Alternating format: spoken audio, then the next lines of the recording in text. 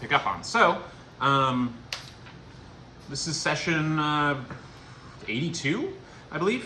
Third shard of 33rd turning in the year 430, AC at least.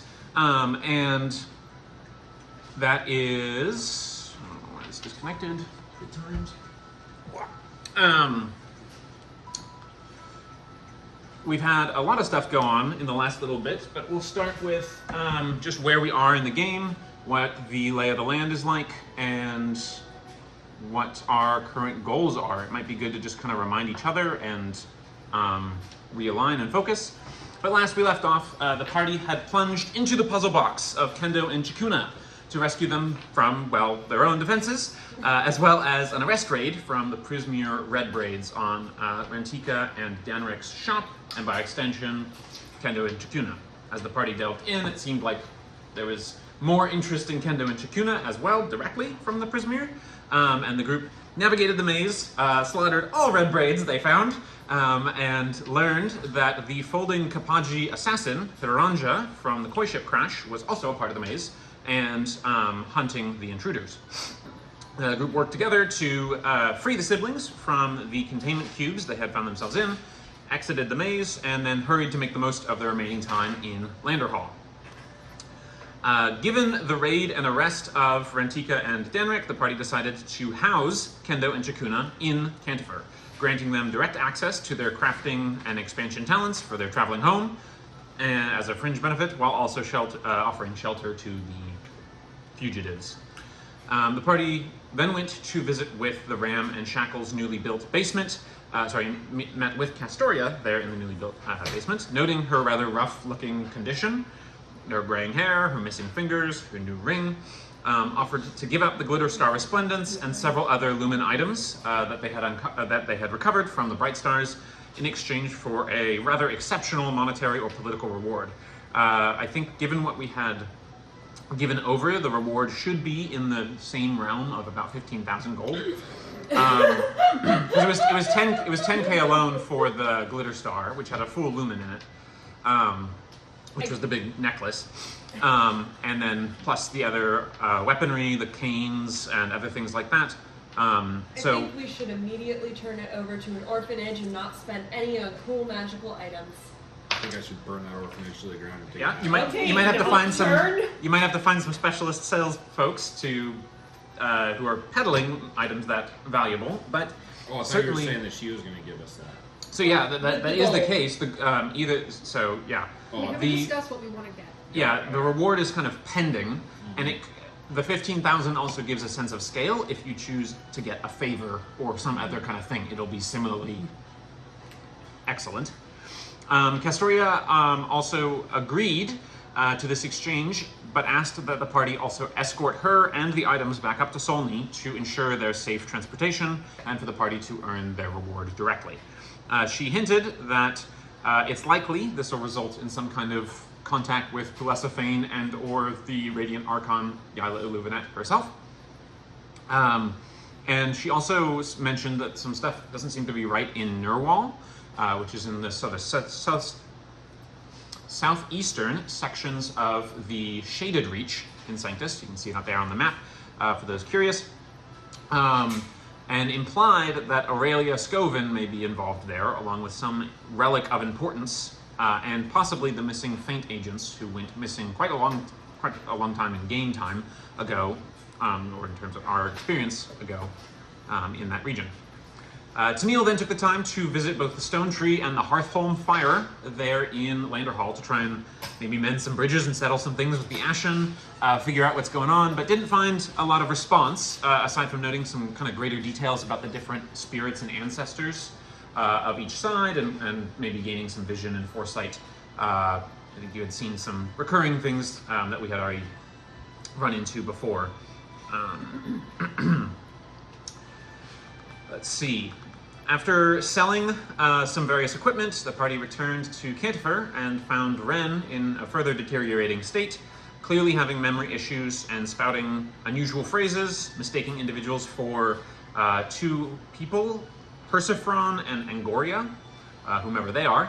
Clearly he needs help, and Slate had his associate take a look at him, which revealed that it is some kind of external force that is affecting him, and until it is removed, or the source of the force is removed or cleansed, it seemed to be some kind of affliction. There's not a ton that can be done for him. The party is considering, or considered at the time, taking him to the Halliday's asylum while they are in Solni, given that's where his brother Coy is also interned. Disembarking after noting the military presence in Landerhall, the party heads now for Solni and worked with Laurie to gain further information about various subjects of interest and concern. The group is going to the city hoping that they will meet with some friends and family, collect their rewards, and learn what has become of the other smiling gentlemen in the city. After Flo contacted this individual and noted that they seemed in peril and that the shop was under attack. With the next Lowbright League games coming on the horizon on the 41st turning, so about 8 turnings from now, the party will see is going to probably make some good use of Cantifer's swiftness to accomplish what they want to do before they travel to Bridger's Bay. As usual, starting on the turning before, there will be kind of a pre-game experience at Bridger's Bay, but then and that'll be kind of similar to some of the lead-up games, maybe, or similar intention there. Gambling. Might be in different, what it different looks like at the time. But anyway, that's kind of the general gist. Just to go over a few other things, kind of in a campaign sense, and where we are so far. Recently elevated to 10th level. Kind of enemies or things on the horizon to keep a watch for.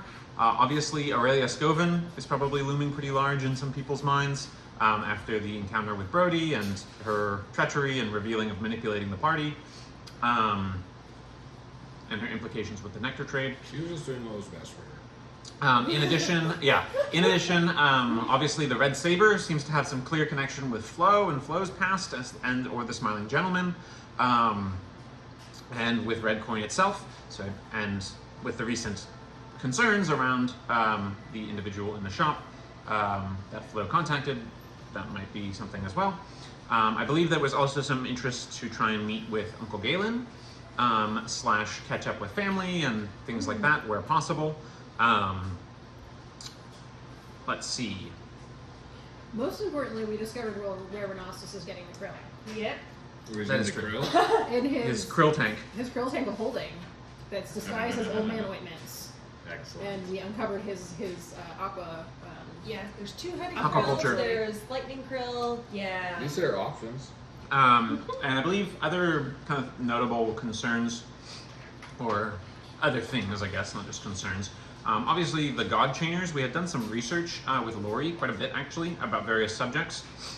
About Iskara, the Dark Lantern, and the sort of mother, maiden, crone relationship of the 3 sisters, 3 individuals, paragons, that seems to have some interest or relationship to the Lucia and Tennille. The God Chainers and their ability to harness the Dea and Faith Intangible with their chains and kind of make that work for them, and their interest in Tennille. Yeah, those are kind of some of the more other things that have cropped up in the meantime. And then obviously the general Flicker concerns and ongoing stuff there. It was very clear that when Aurelia shot Brody, it was like Nightwall ice that were infused into the crossbow bolts. So also something to consider as well. It wasn't a full shard, as we had seen in the Doctor's laboratory, but still something to consider. So, with that, we are on the road to Solni, approaching it on the horizon. I'm going to just take a quick step back to give everyone a chance to maybe go over anything they want to do, give party a chance to discuss priorities, what they want to do on the road, and maybe what they would have done with the about turnings worth of time that they had. Yes? Did I discuss with Kendo and Chikuna a certain item of theirs? I left that up to you, so. Excellent. And they're here. We brought They them are. with. It's a whole coterie. Oh gosh, I'm not gonna let them sleep. Oh, they're really fast. Yep. Just as a reminder, it was a few sessions ago. Obviously, there was a lot of like interesting old lore in the towers, the 2 towers that the party had visited, but also that the beanstalk there in Lunavir remains, and that there are some concerns / utility to that with Green Mask, who worked with the party to kind of give them a little bit of a hint about forthcoming things, and Kaljunvir, the last storm, and other sort of related concerns there. So also something on the horizon. I say we just leave it. Like, whatever comes down, comes down. Well, we're leaving it for now. Mhm. For land. Yeah, we go for it. Nature. What's up? Go for it. What do you want to say? Oh, Kendo and Jakuna. so how's it going, guys? Long time no see. Oh, well, yes, it has been a little bit, yes, it's true. It has been a better time. We've had better times in the past, but we are gladdened and very grateful for your efforts in rescuing us and bringing us here for a home. We have already begun preliminary building schematics related to some interesting options for expanding Cantifer, and we are feeling hopeful that perhaps we can get this troubling interest from the Red Braids resolved peacefully. Man, you and me both. I just can't express how happy I am to have you guys here in Cantifer with me. It's just, it feels like a piece of home, getting to ride along. It's really just a gift. Speaking of home, though, there's some stuff that, like, I haven't been able to talk to these yahoos about. You know, they're from the mainland. Like, they wouldn't understand. They wouldn't understand. But I know you do. I know you guys do. There have been some. I don't know. Do you know much of what brought me over here in the first place? I do not believe so. We had assumed that you had fled the Eternal Empire as we had, and sought refuge with the Exodus, Skyclave, and Koibanese individuals. So while it is partially true, I didn't necessarily flee for the sake of getting away from them, but simply flee for a temporary time so that I may potentially gain some proficiency, gain some skill, and hopefully build force to rival such an incredible empire in time, of course. And from our home, we do very much have a good old tale, if you will, of these lovely statuettes, idols, some would even call them. Do you guys happen to know anything about that? I've been really over here on this mainland doing some digging, and I'm finding some stuff. And I really I think having them together would be a great. Make a persuasion check. God. Persuade him. Do I break the table or do I not? Oh, there's no longer green. There's no longer green soft for me to damage. I'll damage blue soft. I love how you can feel that through the table. It's a thing. Let's see here. And don't forget, you should already have expertise in. Oh, I do. And then what's the birthday one? A D12? 2d8 after you've seen the roll. You can spend it and add 2d8 on the roll. Okay, I'm gonna do that. Name a D8. Nope. Thank you, Dick. Oh, I guess these are on health. Let's see. That'll be 19 total. 19. 19's pretty good. It's quite good. Oh, yes, I'm interested to hear more about your success in locating these. We have in our possession, bless you, my brother, Kendo, has some, Oh, never mind. has one such idol in our possession. The turquoise Reshigaru, the fan-tailed cat. We had it handed down for a long time from our family, and felt that when our parents were slain, that it was important to get it away from the Empire, even if it meant likely leading it away from the rest of the Unity. Now, boy, do I got some news for you. So, hey, that is very noble of you to protect such a thing, because you are very correct. In the hands of the Immortal Empire, that could do unimaginable damage. Eternal Empire, but yeah. Eternal. Well, not with me around, it's not. What if I were to propose, hence is a bad word for that. What if I was to propose such a unity of the Reshigarus in your family's honor, in your family's legacy? Don't you think that would be what they would want? Well, yes, I do imagine that they would want them unified. But, of course, we would need to acquire the other two for that to be the case. Or- You said you had heard some things. Have you heard of their location? I'm just gonna go. Oh, well, this is truly stupendous. Are you suggesting that you will donate these to our family heritage? See, it seems that you guys were fleeing, and I do think at the end of the day, this is from our homeland, and I at some point wish to return there and avenge your family. Your family As do we wish to return, I suppose. But you can go ahead and make a persuasion check again. We hope to return one day as well, although perhaps for less violent purpose. But I feel that it is important that these are unified, and if you feel that they can better be used, I've already been together. putting the two to use, and they have proven quite useful, and especially in these travels. Indeed, and I feel that I can maybe confer with you that while our talents were part of the reason we felt the need to leave the homeland, there have been several such families with one or more of the idols that fled amongst some of the ships that were brought here over the years, and in particular recent times. Merchants and pirates have accounted for several others, but it is our suspicion and hope that while not all, but many, may still be found here on this more strange eastern land that we dwell now. Oh, you're preaching to the choir there. But I feel that if you are able to continue this path and continue creating these unities, all we would ask is that at some point that you would help us return to our homeland and bring these unities back with you.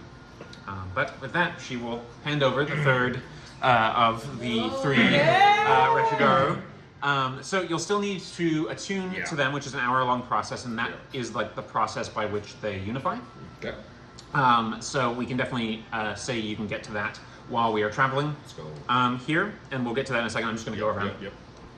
So as you can, Nocturne probably just like walls himself off with his wings and is focused on that. I would imagine. You just hear like just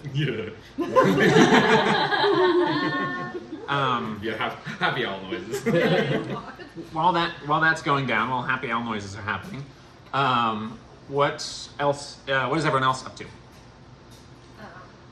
So, in kind of towards during most of it, she's gonna try to make Ren some like krill colored slippers that he can hopefully wear when he's in the asylum if they won't take them away. Just kind of basic hospital socks. Oh, I love that. Without a grill.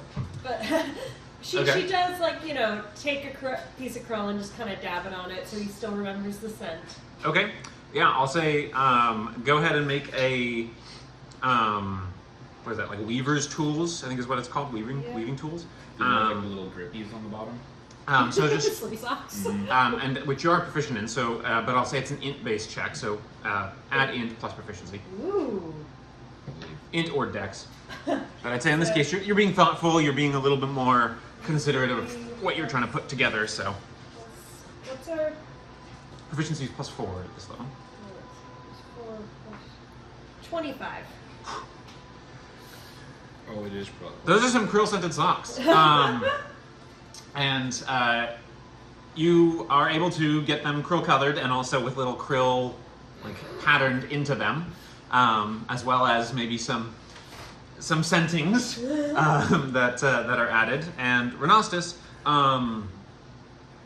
as you go and like bequeath the gift upon him, he's sort of, oh, thank you, dear. Father asked for us the other day. Where did here you go. Koi, have you seen Father? Oh, well, I'm sure Koi will be able to answer very soon. Oh, I hope so. And you see, he's actually been scribbling notes and pages on in front of him. I've been working on this. Make sure you give it to him. And he kind of hands it to you. And you recognize it as, not immediately, but recognize it as a schematic for what appears to be some modifications to Flo's weapon. Nice. And that clearly, at least from what you can tell, his state when he must have been lucid, or else he's able to do this even impaired or challenged as he is in the moment. Just artificial things. But it seems to be improvements to that. Obviously, it's kind of not really in your area of expertise, but it's certainly something you would recognize. Yeah. I should kind of knock on Flo's door. Flo? Ren has a gift for you. She's She'll hand him over and crack open explain. the door, and then like grab him when they close the door. Now to you too. And then you hear scramble, and then she walks out with her 2 pistols and like comes over to Ren's study. Okay. Yeah, I mean, Ren is in a state, clearly, and he's sort of, oh, good, Koi, come in. Bring them both. Did you get the papers that I sent? Yeah. I brought both pistols. Great. Do you feel like working on it with me? Sure, that sounds pretty good. I think we can do that. We always work pretty well together. I'll handle some of the last-minute inspirational sort of things, but you'll have to be the hands for a lot of it. I'm a little bit frail today, but I think we can probably have something along those lines. So what I will say is you can go ahead and make a intelligence or dex check. Actually, in your case, it would be dex check. With Tinker's Tools, so add Dex plus proficiency, because you're proficient in Tinker's Tools. And Renostis will add Int plus his proficiency for Tinker's Tools as well. I don't have plus 11 though, about Thieves' Tools. Does that sound right? Yeah, because you've got expertise in Okay. Thieves' Tools. Okay. Yeah, my persuasion rolls are actually higher. Renostis is going to use his dragon, because I just rolled a nat 1. Breaks pistols. well, you are giving essentially a dementation gun. Fair. And telling them to fix it. I'm gonna tell my dad to start doing that as nursing home. Alright, well, Renostis luckily has quite a lot of bonus to both intelligence and that, so with a plus 9, that's a 15. I still rolled not great, but a 6. Dirty 20. Alright, so that's enough to see that this will be an ongoing process, but one that you feel like you can continue from on your own. He walks you through some of the changes of the schematic, and you begin that process. Cool. The schematic involves disassembling the, why am I blanking on the name? The guiding bolt pistol. The shimmer board. Shimmer bore sidearm, thank you. I kept thinking glitter star, and I was like, no, that's the Flavor Flav necklace. But thank you. The shimmer bore sidearm, it'll involve disassembling that and taking it apart, which you can do given his instructions, and then modifying that so that it'll imbue similar powers to your gun, as well as strengthen the gun itself. So it's kind of like combining them 2 in 1. So you'll you'll destroy or get rid of, disassemble the shimmer bore sidearm, and then imbue some of those powers within your gun, and kind of combine them. Cool. Pretty sick. And you've begun that process. So you can mark a success for gun upgrade. And we'll need you'll need 3 total. We'll just start new with Oh, this. start new? Yeah, 'Cause start I new had with this. 5 before. I think that was across the various levels. We didn't reset it when you did It is. a new one. So So just reset it to reset it to 1, because the 5 we had accounted for Bless you. yeah, previous. by the gun that you have now. Okay. It took 5 to get to where you are now. Okay. But this is another 3. Okay. One more thing. When we're about an hour and 11 minutes out of Solni, Annette would like to try to gather the party and ritual cast Rary's telepathic bond. She'll probably, with Rainfriend's permission, do all the party, but Renostis and with their permission, Kendo and Chikuna as well. Okay. Kendo and Chikuna are a little hesitant because of a little hesitant to have magic worked on them and around them at the moment, but the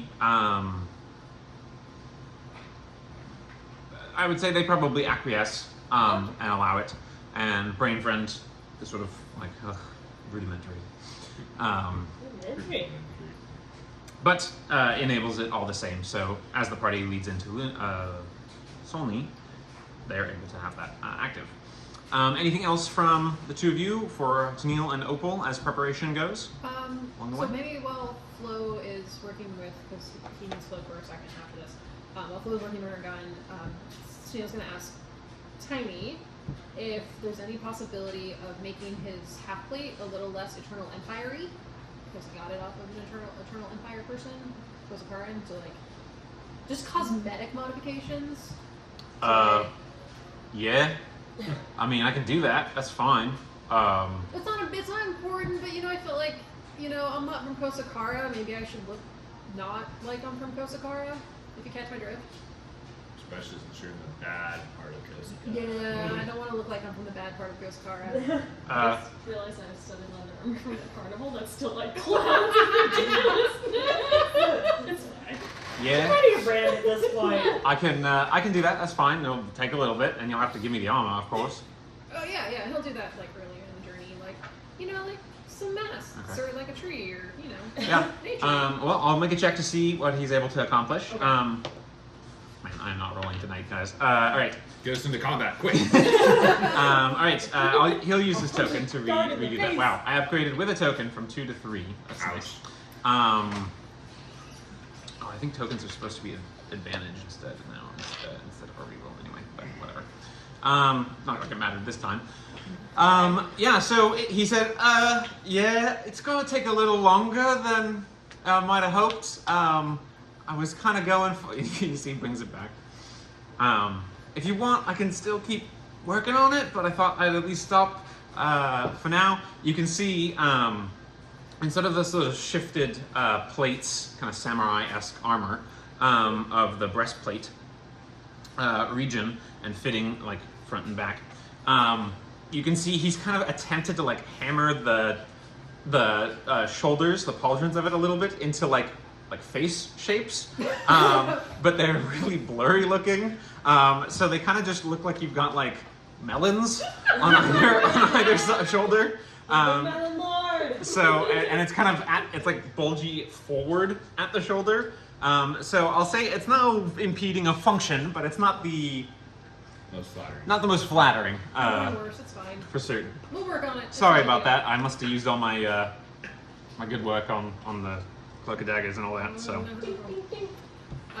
And then the next, so weighing on like who in the party is good at keeping secrets. I'm gonna go looking for Flo. Yeah. And then basically Tennille wants to sit down with Castoria Oh, before we get to the why? city. Because I know that she mentioned there were things she was not reporting to her superiors, so like sitting down and getting all of our story straight before we get to Solni. And like what has she told her bosses? What do her bosses think we know?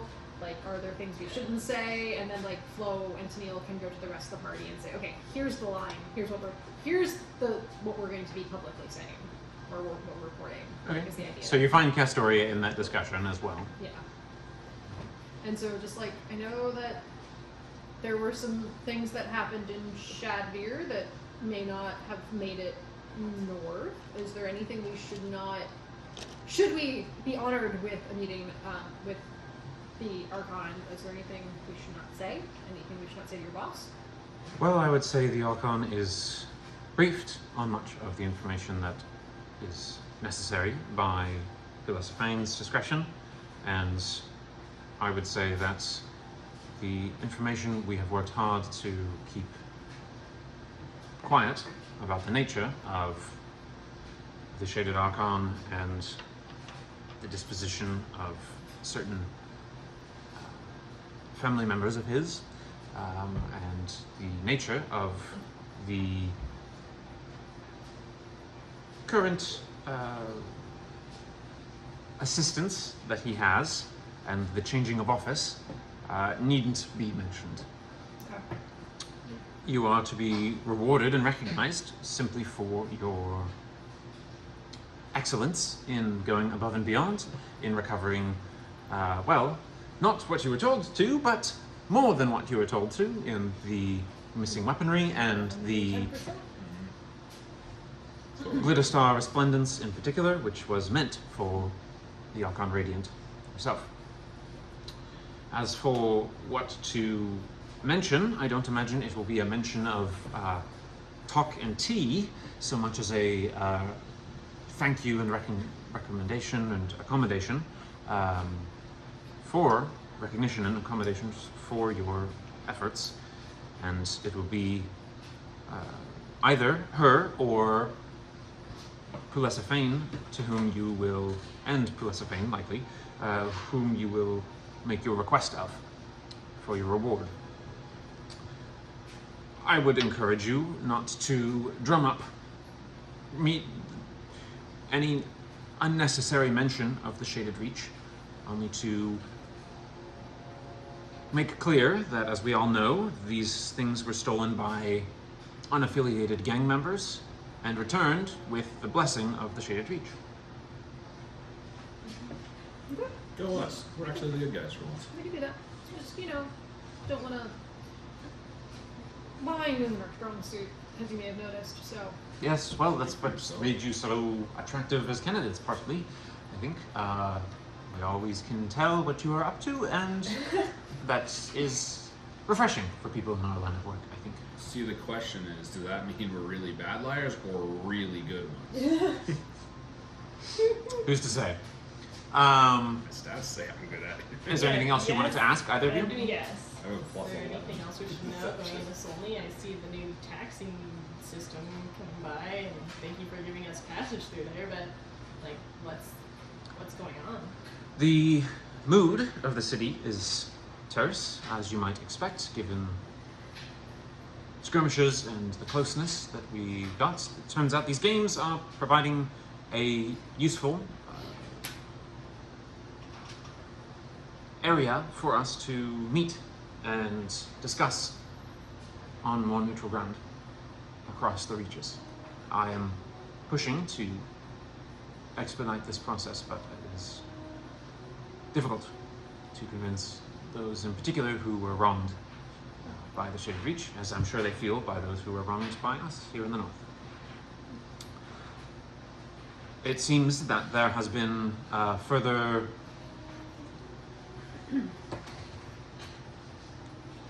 disturbances around some of the Scoven households and properties throughout the city, as well as several revel dens and other areas. Certain reported activities, but I have not been back to Solni.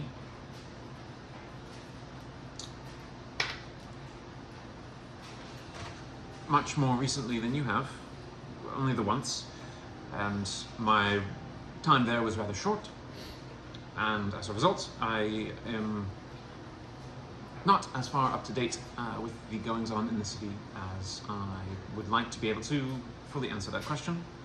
But perhaps as part of your favor you could ask for information regarding that. But that would depend on what you want and what you're hoping for. Gold always spends, as they say, but if there is a favor that you would like, I'm sure you'll be able to procure something reasonable, though excellent, from them, from the Radiant Archon as well. Alright, anything else that folks are doing? Opal, anything you wanted to do? Or, sorry. Well, just real quick right after the meeting, I'm going to pull you aside and tell you about what I heard from Knives, who's in town, and how they recently were having skirmish at a shop. I don't know which shop. Should I message him?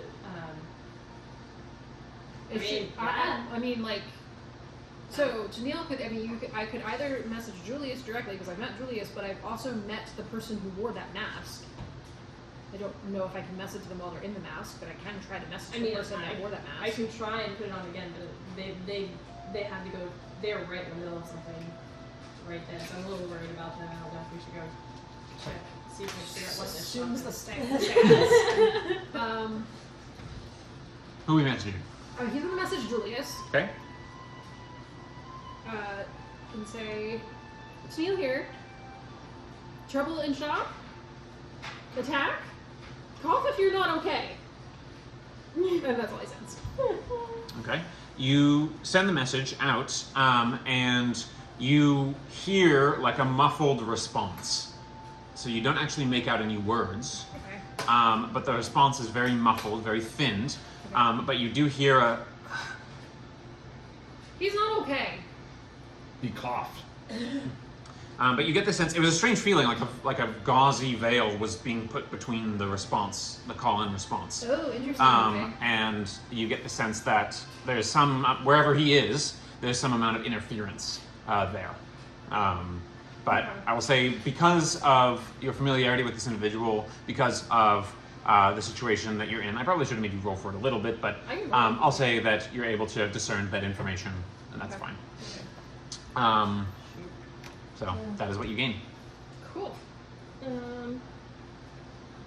just swap I'll out check it out proficiency of my master Yeah, for strong boy gloves. You mean attunement? The two, yes. Yeah, that's fine. If you want to. Still wearing it just for effect, but I want strong boy. Okay. Anything else? Did you want to do something, Opal? I was just gonna say the Cloak of Daggers, Opal would give back to Slate. Oh, okay. I already have 3 attunement slots taken, and I think what I have is the preference right now. So, and Okay. he really should have that. Oh, all right. Well, yeah, I appreciate you giving it back. I'm sorry again about things that you wouldn't know that I should be sorry about. But I did mess up. You might not remember, but I did mess up, and I'm sorry. But I appreciate it, and I will use it. Yeah, I mean, it's great. But just let me know if you want something. I can make something else, and I'll do a better job than Tennille's breastplate. If you do need me to make something, yeah, it didn't turn out not my finest work. Sorry, Tennille, about that. I'm still getting the armor down. I'm good with daggers. I'm good with daggers. You know, I'm good with sharp things, but. I'm imagining that Jesus painting that was like Yeah. redone really. And It's, then they're Picasso style faces, you know. Abstract. Yeah. Hey, where's that one's ear? a question I just had for the table was: do we have any temp HP this morning, or? Would we have been level Okay. 10 this morning? I don't think we do. Okay, I just want to make sure I didn't miss anything. I mean, technically, yeah. By now, you'd be level 10. So. So. Saying, y'all want some like temp HP that you definitely had when you woke up this morning? I mean, Or more specifically, when I woke up this morning? Everyone should have 8 temp hit points. woo! Nice. Look at you. And you at what? 13. Right, 13. Man, that's Um, nice. And I would say for the Between the two of us, I have 99 health when I wake up in the morning. for the time while everybody's kind of like doing their things, Opal's probably just kind of like sitting on the staircase and just kind of like she's got like a small sack of gems and like some jewelers kind of kit gear, and she's just kind of like looking at them and just admiring them. Yeah, cool. As you run through them, you come across maybe some small emerald gemstones and things like that. And as you're doing that, you kind of call into or tap into some of the energy banding that you feel when you reach out when you rage. And you definitely feel that there is like a, think about it like flying on a current, and each of the colors is like a current to move along. And you're just getting normally like buffeted around and falling where the current lands. But there's like an island of stability now in green. In game terms, what this will mean, we can still work through what we want that to look like. But what I had in mind was you can, when you rage, spend an extra rage to make it green rather than randomizing. Okay. And then green is always safe, never burns out. Oh. Also bear in mind, I looked it up, you can use tokens in place of rage at any time. Like you can use a token to regain a lost rage. Oh, really? Yeah, when you gain, it was one of the barbarian things. So when you gain a token, you can regain a lost rage. And when you do an expended rage. Okay. And then when you do your berserk deeds or furious deeds, Yeah. it's called furious deeds, you can also use a token to fund them instead of rage. Right. So just to bear in mind. But if it doesn't seem to be working for us, we can workshop it some more. But that was my initial thing. Talking about workshopping, I haven't forgotten about your very scratchy wall spell that you were working on. I'm still working out the details of how I think that should, what I think that should do, and how we can make a cool thing for it. So, attunement. As we're pulling up to and I can send you the details of the thing, by the way, so you have it. As we're pulling up to the horizon line of Solni, which is I think where we left off narratively last time, kind of catching back up. You are meditating on these 3 statues, and you can actually see. Unlike the pictures I've got here, but they're cats with like peacock-style tails. Sort of feather like, and they fan out, and they have like mesmerizing patterns and stuff. The cats or the idols themselves? Or both? Both. Okay, nice. And so in the way that these fit together, they fit together such that they're meant to be kind of set next to each other, and you can actually like see them adhere to one another. And create like a solid line of turquoise that they make, and they create like a larger fan, and then you see it sort of shrinks down in size to be like a small little triplicate that you have, and your sort of vision is overtaken by the like flow of golden wind and cherry blossoms, and you're standing there in that beautiful little forest glade with the water pouring into the pools, and you see your patron there, and you see it's looking a little larger, a little more vital, the individual, and you see the prongs of their antlers, sort of the humanoid-ish face, but the prongs of the antlers are now, you see a few cherry blossoms amidst them, and you see that the branches of the antlers, this is like tree branches, right? Where they overlap and create a stronger bow, there are little carving spots, and you actually see in one of the carving spots nestled there is the 3 idols, and you see there are spaces, so it's 3, and you see they're like sectioned off. This is in the left section. There's 3 alcoves that are 2 other alcoves that are empty adjacent to the now filled one. And on the right side, this is the left, on the right side, there are 3 empty alcoves, and at the top there are 3 empty alcoves. And you can see that it's like, as you're aware through the legend and things like that, it's 3 sets of 3, which are then each comprised of their individual number. But by having them, you have you get the sense of like progress, and that sense of, it's not a very vocal communication you have usually, but the sense of like progress and growth. And you can actually see the shadows around the space, which sort of are close, pressing in to the little clearing glade that you see in your vision. You see they press just a little bit further away. Nice. So as far as things go, I just realized I have a mistake on this, so I can reprint you one. This is Gosh, the tiny little cats. peacock feathers. It's a good thing these are peacock cats, not just normal peacocks. That'd be the shit out of some peacocks. I don't count them as birds. I love birds. The scariest thing I ever saw was we were walking around in a park in Victoria, and there were peacocks like at the tops of the trees. Yeah, man. And That's it's where they like, hang. y'all can get up there? Yeah. Oh, no, Yeah, no, they no, can no, fly. no. I've been at the zoo like after hours and seeing them hop up the branches. I'm like, what is going on? They Yes, would do I- that at What in the the name of not okay is going on over there? Yeah. They'd always- Sorry. Sorry. So I made a card for it. Obviously, they don't actually have the tails because I don't have art for That'd be them. pretty insane if you did that. And also don't have a color printer, so it'd be kind of lost. But this is hopefully to make it a little easier to track magic items. You don't have to read my handwriting. If people want magic item cards for stuff, because you don't want to read my handwriting, or because you want nicer cards that fit on a playing card style, I did a mock-up of one for Tennille's Lantern as well. So if you want, you can see it. Sure. And then I did a couple for, I did a couple for Flo's abilities and stuff, so I'm starting to get in the habit of that. my dad made a good suggestion of having cards for stuff when I was running the campaign for them, while they were in town and stuff, and running games for them. Just in general, just to have it as a easier thing. And my dad and I have a bit of a running joke about my handwriting, so. It's not. It's Very easily readable. But anyway, it's if people want it, let me know, and I'm happy to print you guys a card or whatever, or send you text so you can print your own card if you prefer to get your own art and stuff like that for it.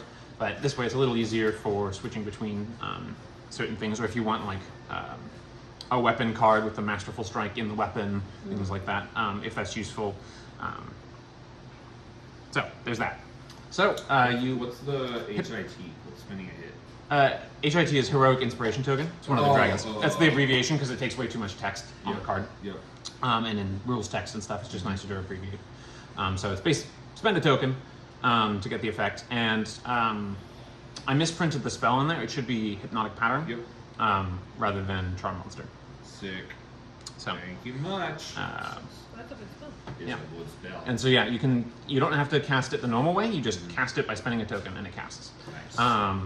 And then as far as the once per long rest ability, you just basically forfeit initiative to being initiative 0, but cast it as the spell as the initiative starts. Okay, so I can use that whenever I want for a token, but once per long rest, I can do the 0. You can do it right out of the gate for a fight. It's basically like calm everyone down or Yep. get everyone to like entrance them with Everyone lock in. entrance them with the patterns of the fantail cats.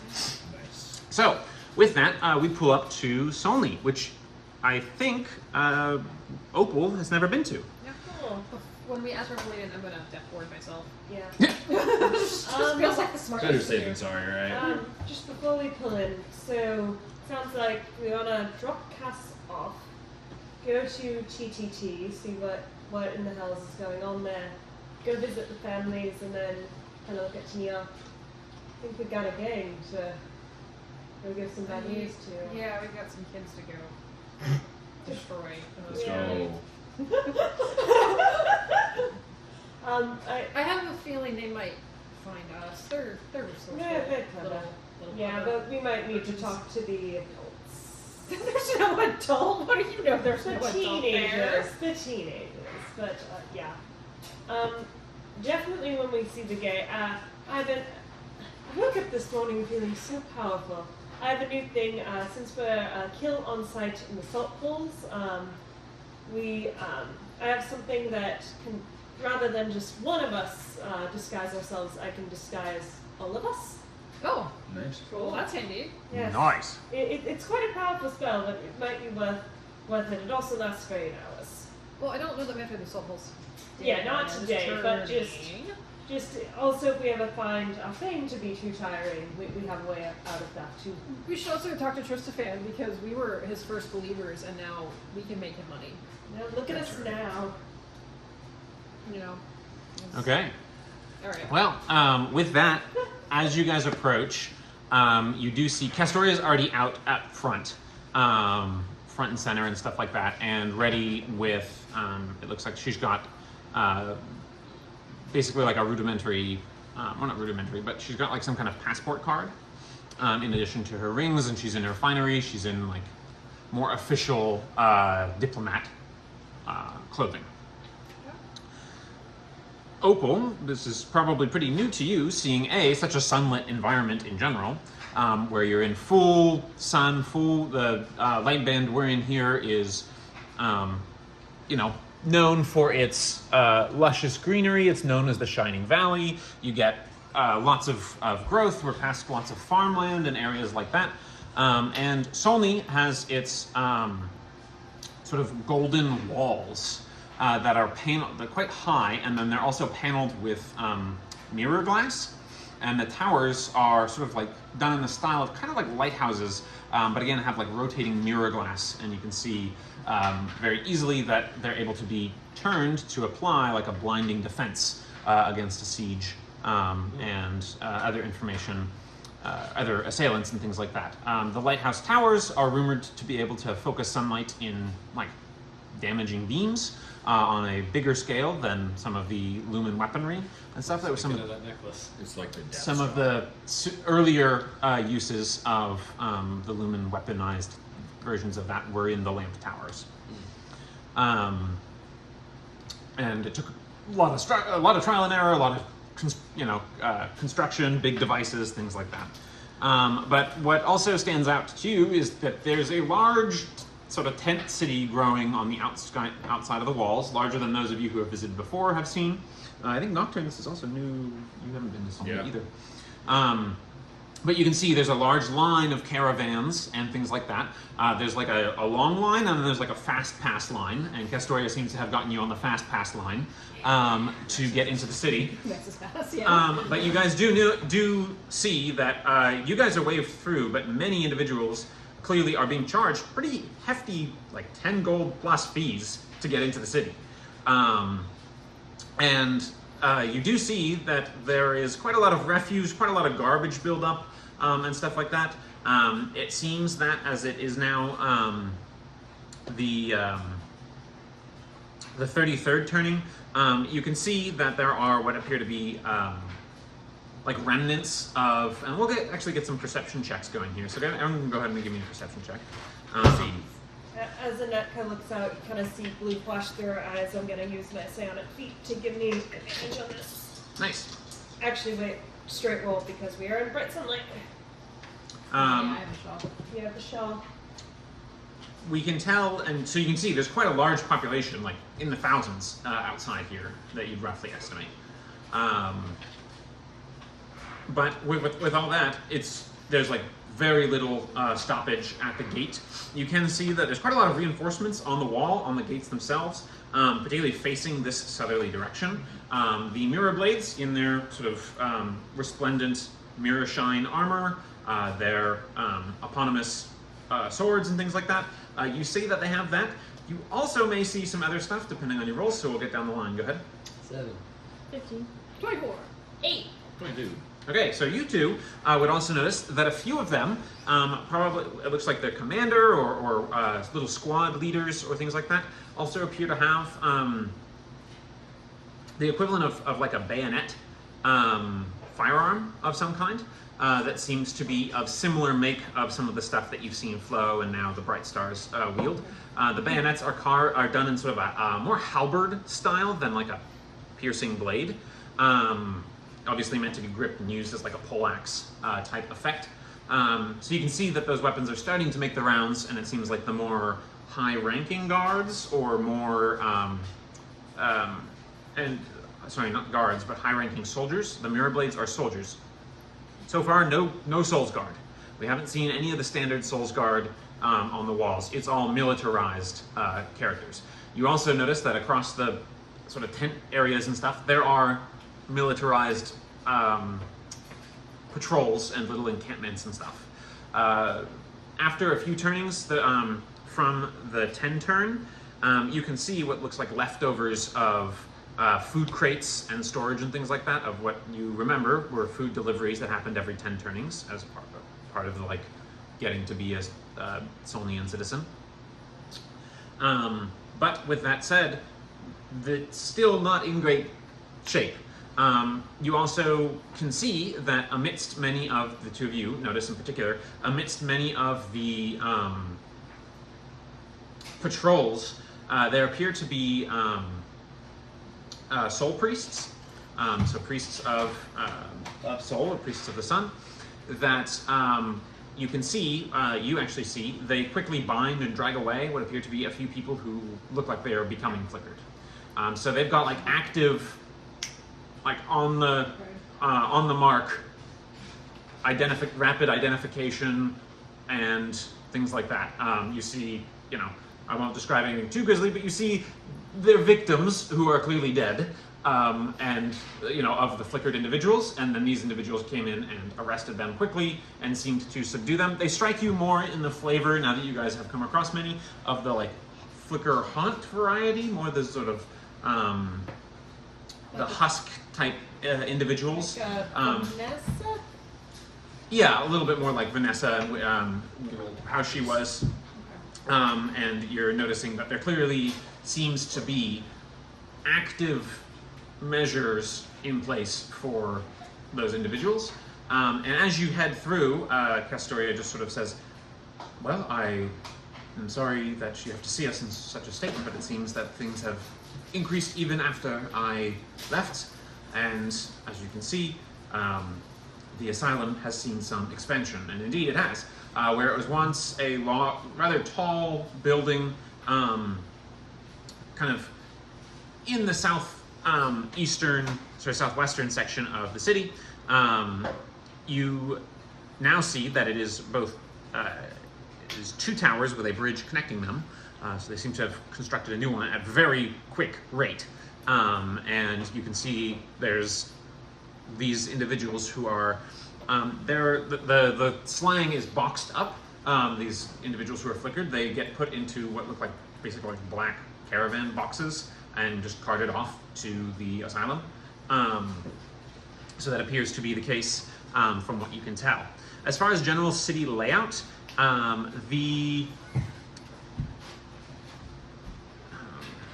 try to see if I can find my old copy of the map that I have had for Solni, but if not, I will just have to paint a word picture. Okay, well, I don't know that I have the good. Is this the place you suspect Renatus' brother is?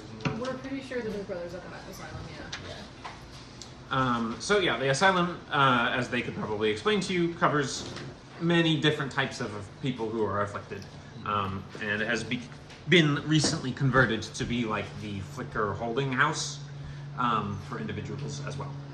Which obviously is totally the way you want to solve the problem. Yep. But it seems to be containment for the large portion of things, and you can see they're going about and kind of smoothing things over and sort of like, you know, you hear the occasional like, you know, blessed be the Church of Sol and its scions who aid us in these moments and clear these dangers from our ranks, you know, things like that. To make it clear that there's still the same, and this actually is an announcement that comes from the crier stones, which are being used. These are small little obelisk style stones that are VA high, that grow blue and open up like a mouth, and then an announcing voice comes out, and they're spaced throughout the city. As you're entering, this is the south gate you're coming in.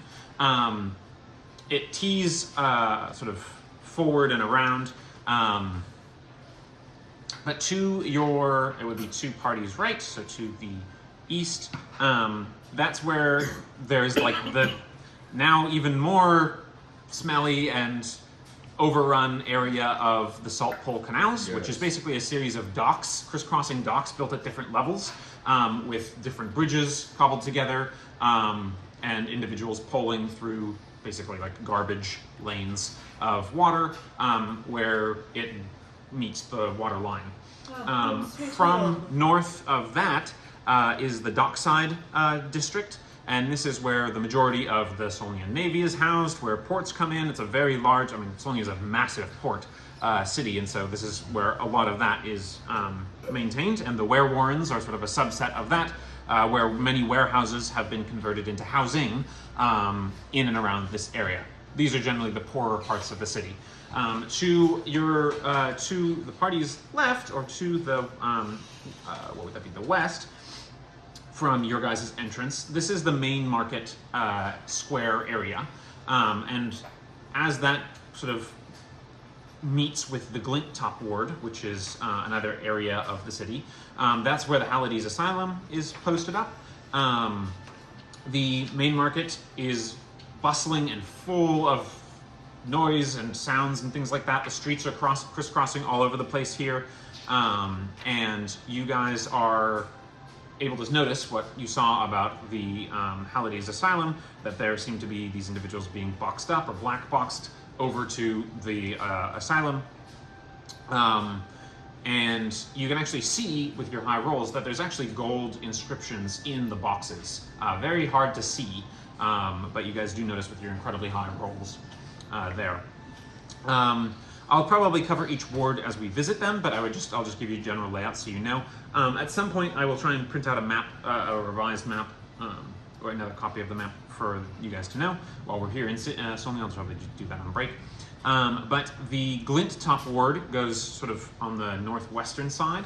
It runs all the way up through the light farms, the lumen farms that they've got, harvesting sunlight, where they have rows and rows and rows of lumens and lumen farming apparatuses that draw in and fuel the sunlight into the lumens. The Glint Top Ward itself is generally one of artisans and merchants, generally more artisanry based. There's a heavy dwarf population here. Humans still the dominant race, but dwarves are probably the second most prolific in this part of the city, at least. The Glint Top Ward is so named for having the sort of golden topped roofing in many of, and a different sort of style of architecture. Where the Glint Top Ward meets, sort of curling around the city like this, around its northern, the light farms along the northwestern side of the city, where that meets the Jewels Ward, which is the top, the north. God, I'm so bad with directions apparently. My geospatial awareness, not my strong suit. Northwest corner of the city is the Jewels Ward, which that's where you guys would know is where the Quipper house is. It's also where Uncle Galen's house is. It's also where Castoria would be heading, things like that. Those are all the merchants, the jewelers of merchants of higher quality, and then the nobility and the various noble families of including like the various Scoven manors, the Louvenet manor, things like that. And then in the shop that you would want the togas, tunics, and try-ons, which is the shop that you had mentioned, 3T. That's in the market district. And then all of these ring around the central area, which is the sort of main heart of the city, which is Whitewater Square. So this is water canals flow in, create a little island square. This is where the Rainbow Complex of the Solni is. This is like their school and epicenter of Solnian power and study. For the Prismere, not Sanctus, but for the Prismere, with a tower and a hall done in each of the colors of the rainbow, each one with a designated color. This is also where we have Chronosa, the great 200-foot tall clock tower built upon what looks to be a more ancient white stone base. And Chronosa is the C in AC of the year that is mentioned. So 430 Chronosa AC is after 430 years after Chronosa has been built. The clock tower uses different globes that fill up with light and kind of are generated to track turnings and shards. This is also where there are the Mist Gardens and the Shining Palace, just sort of the epicenter of the Rainbow Complex, like I said, epicenter of Solnian power. There are specialized guards in golden garb who guard all the bridges that lead to the main island. So that's the general city layout. Castoria bids you a farewell and says, I will begin making introductions on your behalf. If you'd like to come with me, you are welcome to. But otherwise, I will extend an invitation to all of you once you are ready to be received. One, of course, does not just pop in on the Isla Illuvinet and the Radiant Archon, but I can make introductions and hopefully have something for you by the end of the turning, before the turnings close. It is about mid-turning, I'd say, by the time you guys have arrived. Okay. So you can go with her if you want, or you Perhaps we can schedule a time and meet back. Yeah. We'll we have some other things we should take care of. And we can. It will not be a scheduled time. You will be called, and you will be expected to come when you are called. But it will probably be several hours before that happens. Yeah. Okay. We can take care of things in several hours. Yeah. That's all we need. You know? And it is a very heavily this is the most populated city you've ever been in, both of you. Extremely high populace. In this part of Solni, I would also say that there are many, across this part of Solni, there are many what are known as revel dens. So these are like inns, wine sinks / brothels, and they are also temples to the masked reveler. The individuals there all wear or paint their faces in this sort of half black mask, half white mask, which to you has a bit of a different connotation for the twin-faced emperor of the Eternal Empire. But they appear to be masked courtesans, enticing their and hawking their wares, so to speak. But they are often usually dressed in provocative, gauzy, somewhat see-through clothing. But these places, they're also generally, they are also like bartenders. They are also individuals who run some of these spaces. So it's a mixed space, but those are pretty common, and they're a little bit more low key than some of the ones that might be in the jewels ward, where it's like high class courtesans and things like that. Theater, the masked palace, things like that. So that is what we're seeing. So as we ready plans with getting to what we want to do in Solni, as Castoria departs, unless all of you are going with her immediately. No. I guess, like, Do you want to record get your reward early or later in the turn? That's also a fair point. Yeah. That's probably where we might have. Sounds like we kind of have an emergency situation at TTT. I'd kind of like to see the families sooner rather than later, since we know. Thinking of the layout of the city, can we hit up Julius's place on the way up to the manor, or is it like It's a little out of the way, a little out of the way? and Okay. it's it's a big place, so it takes a Right. little bit to traverse the city and go up to Which of the the palace. This will be your first time going in the palace, if you're invited, but that's presumably usually where Illuminate is. which is the palace closer to the store or to Uncle Galen's house? It's equidistant. It's in the center. Okay, it's in the center. That's right. So, but that can probably be best answered with the map. So why don't we go on break here? I'll print out a map, and then we can resume with that better information. Remind Alright. long rest benefits for spending the night in Canterbury. At this stage, Cantifer is improved conditions for resting, but not luxurious. That's one of the options, though, is for the Bastion, is to upgrade that. And that is, let me go to resting. So restful conditions is you remove one additional level of exhaustion, and you gain a token when you finish the rest. Okay, so we should. So everyone should start the day Yes. with, should have started the day with just turning with that. So mid-turning, we're there in the Trades Toe ward, sort of going up to the main market area. What is everyone doing? What's the plan? We were thinking about heading to TTT, seeing what's up, and then heading to Uncle Galen. Okay, See what our timing is after that. sounds good. All right, so as you head through and make your way through the space, are you guys still in Cantifer at the moment? I Right, don't we think need a park Canterbury. I don't know if we have a good place to park it now. So caravans do come up this space, like they come up. Right. That's how the people bring market goods and things like that. These main streets, like the ones that I have that are big and named and obviously broader, they're intended for wagons and things like that. Yours is drawing a few more eyes than normal, just because of its more hodgepodge and usual nature. Doesn't help that Neil's sitting outside with his umbrella and his goggles on in a bee shawl. That also might cause a little bit of extra attention. Uh-huh. If Nocturne is outside, Nocturne would certainly draw some eyes as well. Most people have not seen a Alfolk. I probably would be, because I haven't seen this place, and I want to see what's up. Yeah, I'm sure your head is swiveling, getting All as the way much, around. much info as. Can actually yeah. be outside the caravan looking for certain, just anyone that looks familiar, but then Marks. also trying to like Yeah. clear the path a little bit so then we can like make better progress. Sure, I'll call that a. I'm in my full pirate garb too. Okay, I'll call that a. We'll say that's either perception or survival.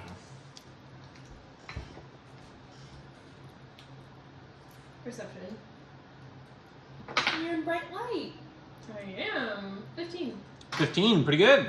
Yeah, so seeing stuff that's out of the ordinary, I've mentioned a lot of what's out of the ordinary here. You do see Soulsguard in force here inside, wearing their more standard like golden armor with the sort of purplish, light purple crest, and they're pretty prolific, but so are mirror blades patrolling everywhere.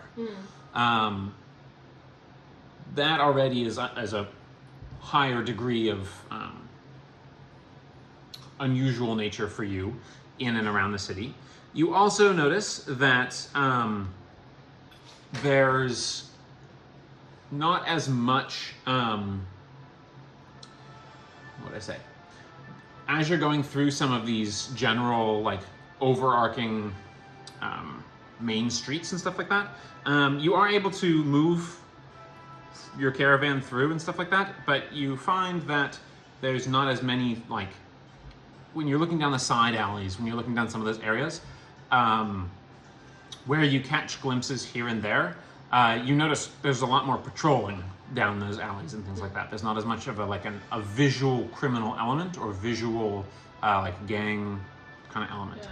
That said, as you guys are traversing, you also, kind of on the flip side of that, you do see many street running kind of kids who are, like, you're able to detect, are clearly following you guys. I was going to ask if Tennille could keep an eye out for street kids. And you see that a couple of them are kind of like, kind of whispering and stuff I like made that. sure before I stepped out, I put my coin pouch full of the fake jester coins out where it's visible and hid my actual pouch of coins. Okay. If that's allowed. Yeah. So what I'll say is, not too long into the journey, as you guys are moving along back and forth, in a particularly knotted, thick morass of individuals that you're trying to push through, and crowds and things like that, caravans. There's an overturned fruit cart, and you see a whole bunch of street urchins now have, like, popped out of nowhere and are like, yeah, getting all the good, goods and things like that. And you can see it's actually Fruitman Dan, who is like, oh, damn it, my fruit, and the damn kids getting the fruit again, and I think I stole fruit from him. You did steal fruit from him. So I was like, looking at the kids. Yeah. So while that's happening, so you have to stop, like, for a second. And while that's happening, amidst the crowd, amidst the crashing and the, moving around and, like, all right, get your cart moving along, come on now. And, the Soul's Guard coming in to kind of help the guy a little bit, kind of break up the crowd. A bolt strikes into Cantifer, about 6 inches away from where Tennille is sitting, just in broad daylight. Where the bolt came from? I'll say with a 15 you do not. I'm sitting next to Tennille. Yeah, should you either sit Tennille or... Both of you can go ahead and make perception I checks. mean, where did the arrow hit on the caravan? Theoretically, it came from the opposite direction of where the arrow is. Yeah, it came sort of from the party's, I definitely don't see him, so I hope from the sort of, like, western direction, so from the party's right. Okay, can I start looking? Hang on, let's get some other rolls here. Same roll. We're just gonna spend some stuff. Going all in, D12 for that. Okay. Hey. 16 plus 12 is 28. 28. There you go. Nice. So 28, and you got what? 7. 7? Nice. I did not see it. You did not see it. So you notice it is from a small, maybe not quite toy crossbow that you of a make and familiarity that you are rather well acquainted with. But you just see you unroll it, and it's rolled in a very messy looking handwriting. But then it also has a smaller note rolled within it. Okay. The messier handwriting just says, heard you were back, we expect paying up. And it just says, signed, the Salt Poles. Okay. And then the smaller note within, I assume you unwrap and read it. Yeah. That one's actually sealed. It's actually got a little bit of it's got a wax seal. It's in the shape of the, can I see the map for a second? Yeah. Thank you. So it's in the shape of the Church of Soul, like wax seal, which is the. But it doesn't seem to be as ostentatious as some of the ones that you've seen from the House of the Dawn usually. Okay. And you roll it. You break the seal and unroll it, and you see it's a small. Really break that seal. It's a small missive, and it just says, adventurers, and that's scratched out, Beewildered.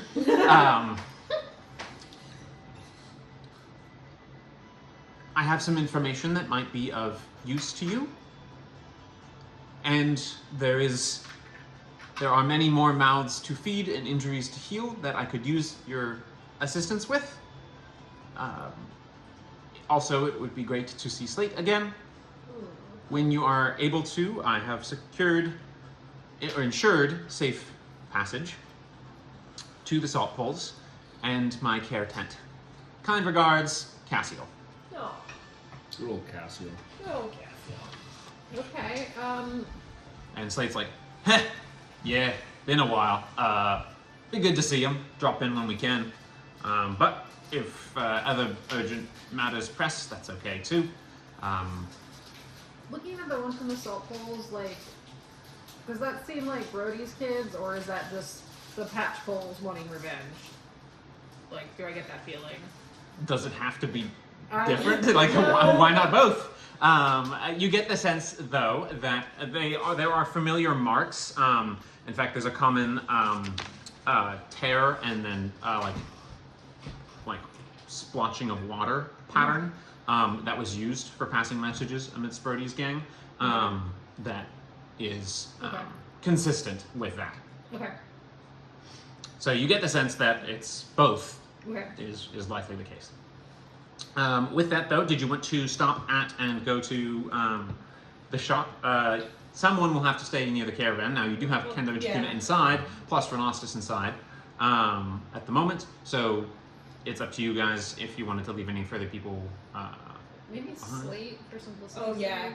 Just Yeah, Slate can stand by, no problem.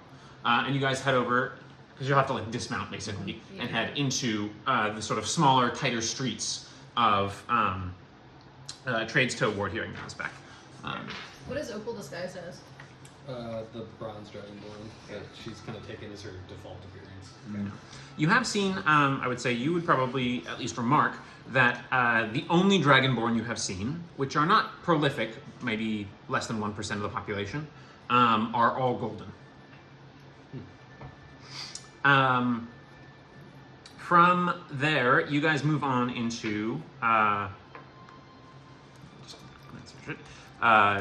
togas, tunics, and try-ons in the Trades Toe, sort of across from Scoven's Divide and the Gilwater Stalls. So kind of moving up that northwesterly section of the city. It is very different than what you remember it being, and it appears to be some kind of boarded up scene now. There's one guard, Soul's Guard, standing there, so it looks like it's like a crime scene that has been wrapped up mostly and concluded, and you get the sense that there's one Soul's Guard there to merely ensure that there's no further tampering with the scene itself. But from what you can tell, there's at least one window is broken and then was like boarded up over. There's a space that's been cordoned off, and you actually can see it appears to be that there are these posts stationed around that create a continual beam of light between them. So something that you're less familiar with, that seems to be a relatively new development, some kind of equivalent of caution crime scene tape, but with more beams, more beams. So that is what you see from a distance. You stop. You like obviously see this a reasonable distance away and stop accordingly. Guys, I think we should try to convince them that that's our shop. I don't think that's gonna work. We could We had convince them business that with the person here. that we know the Ona, if we do, that the Ona sent us here, which he did. When they received a message, the owner needed some help. Mm-hmm. Somebody else can have to do the talking. Yeah. I can do it. One of you I two. can lock up to him I'm very good at chatting. We know. Don't shut up. Okay, so you go up to the guard and he says, "Hey, halt! This is a crime scene being closed up. No business needed here, and no civilians on site. No business is needed here, then why are you here? Because I'm here to post up and make sure that no ne'er-do-wells get into the store and Is that not mess up." business? Well, I would say that that's business for me and not business for you, civilian. Says who? Says I, and says the court. I don't know. The court told me the exact opposite thing. Make a deception check. That's going to be a whopping You have a dragon. 27. I don't remember getting any. What's your name? I don't remember getting any further intel that there were going to be shift changes or new information. Well, information is constantly changing, good sir. The name is Nocturne, of course. We've met multiple times. It honestly hurts my feathers a little bit that you don't remember me. Go ahead and make another deception check. That lie is so bold to me. 21. 21. I have a plus 11. Yeah, too. right. Sorry,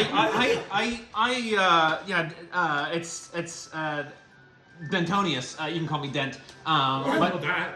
We've met a few times. Right. You would think I would remember such a esteemed feather folk as you.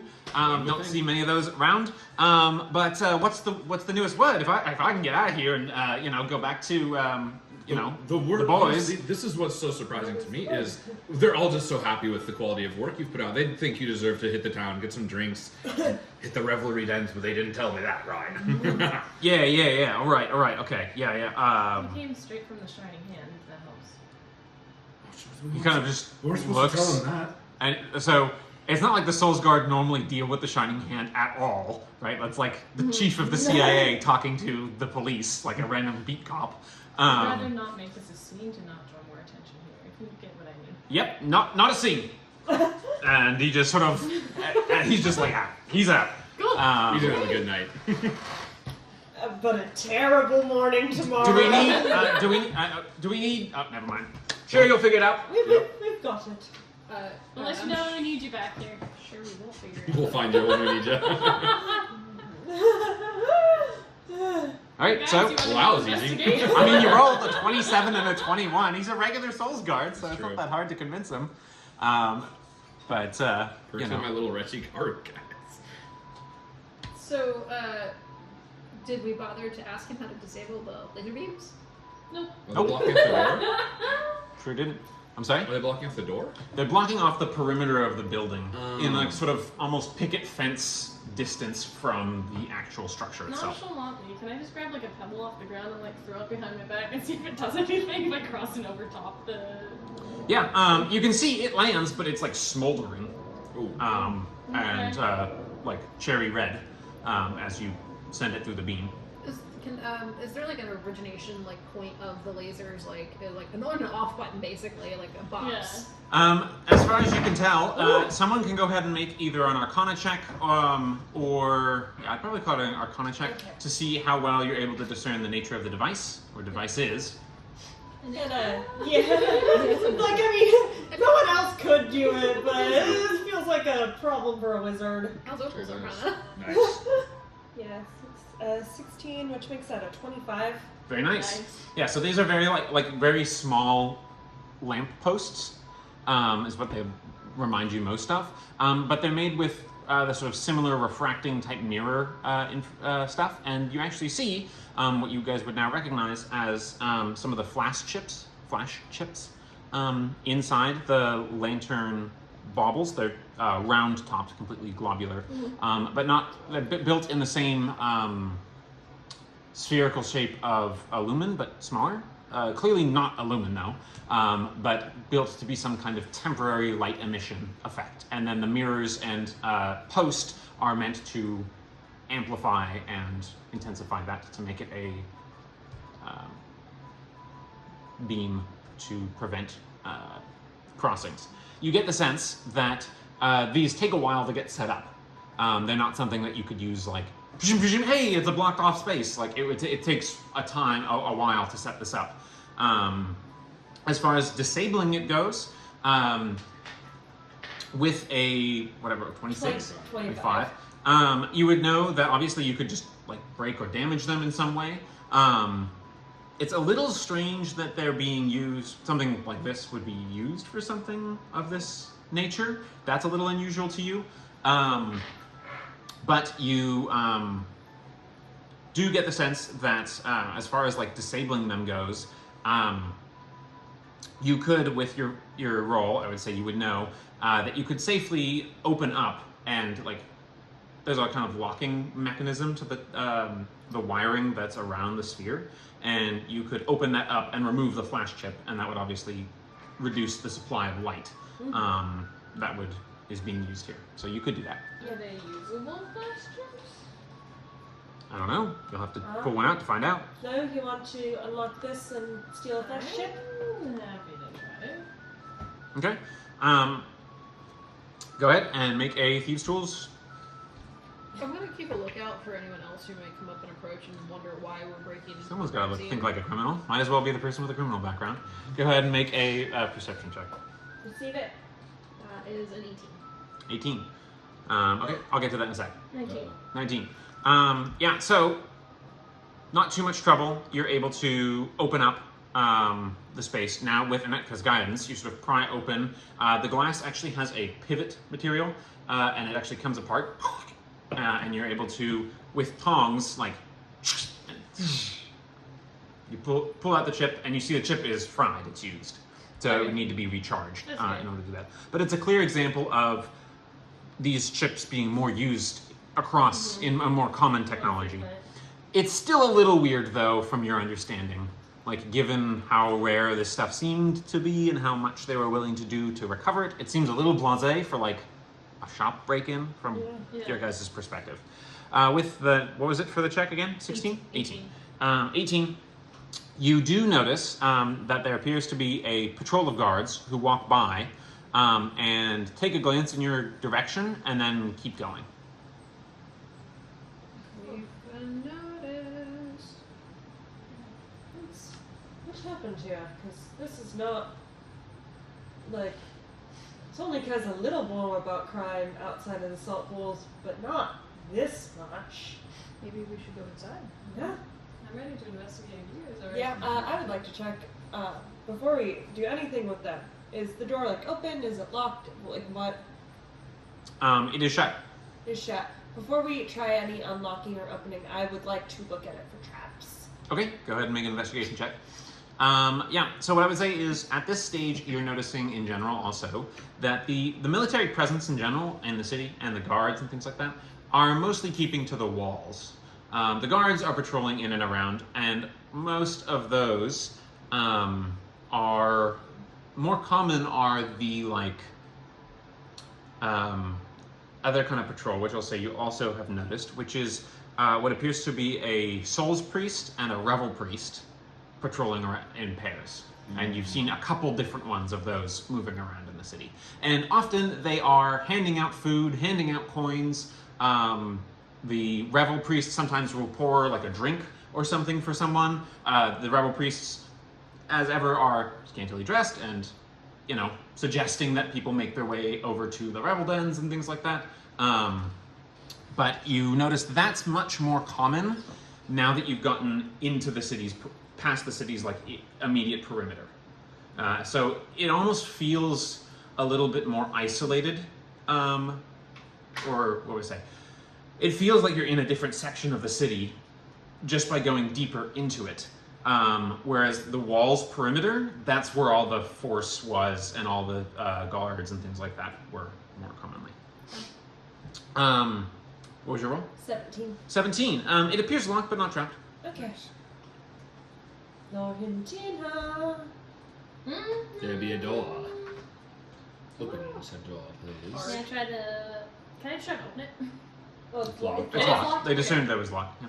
I'm gonna try and take that's I'm not gonna take that long. Okay. No, that attitude. 14? 14.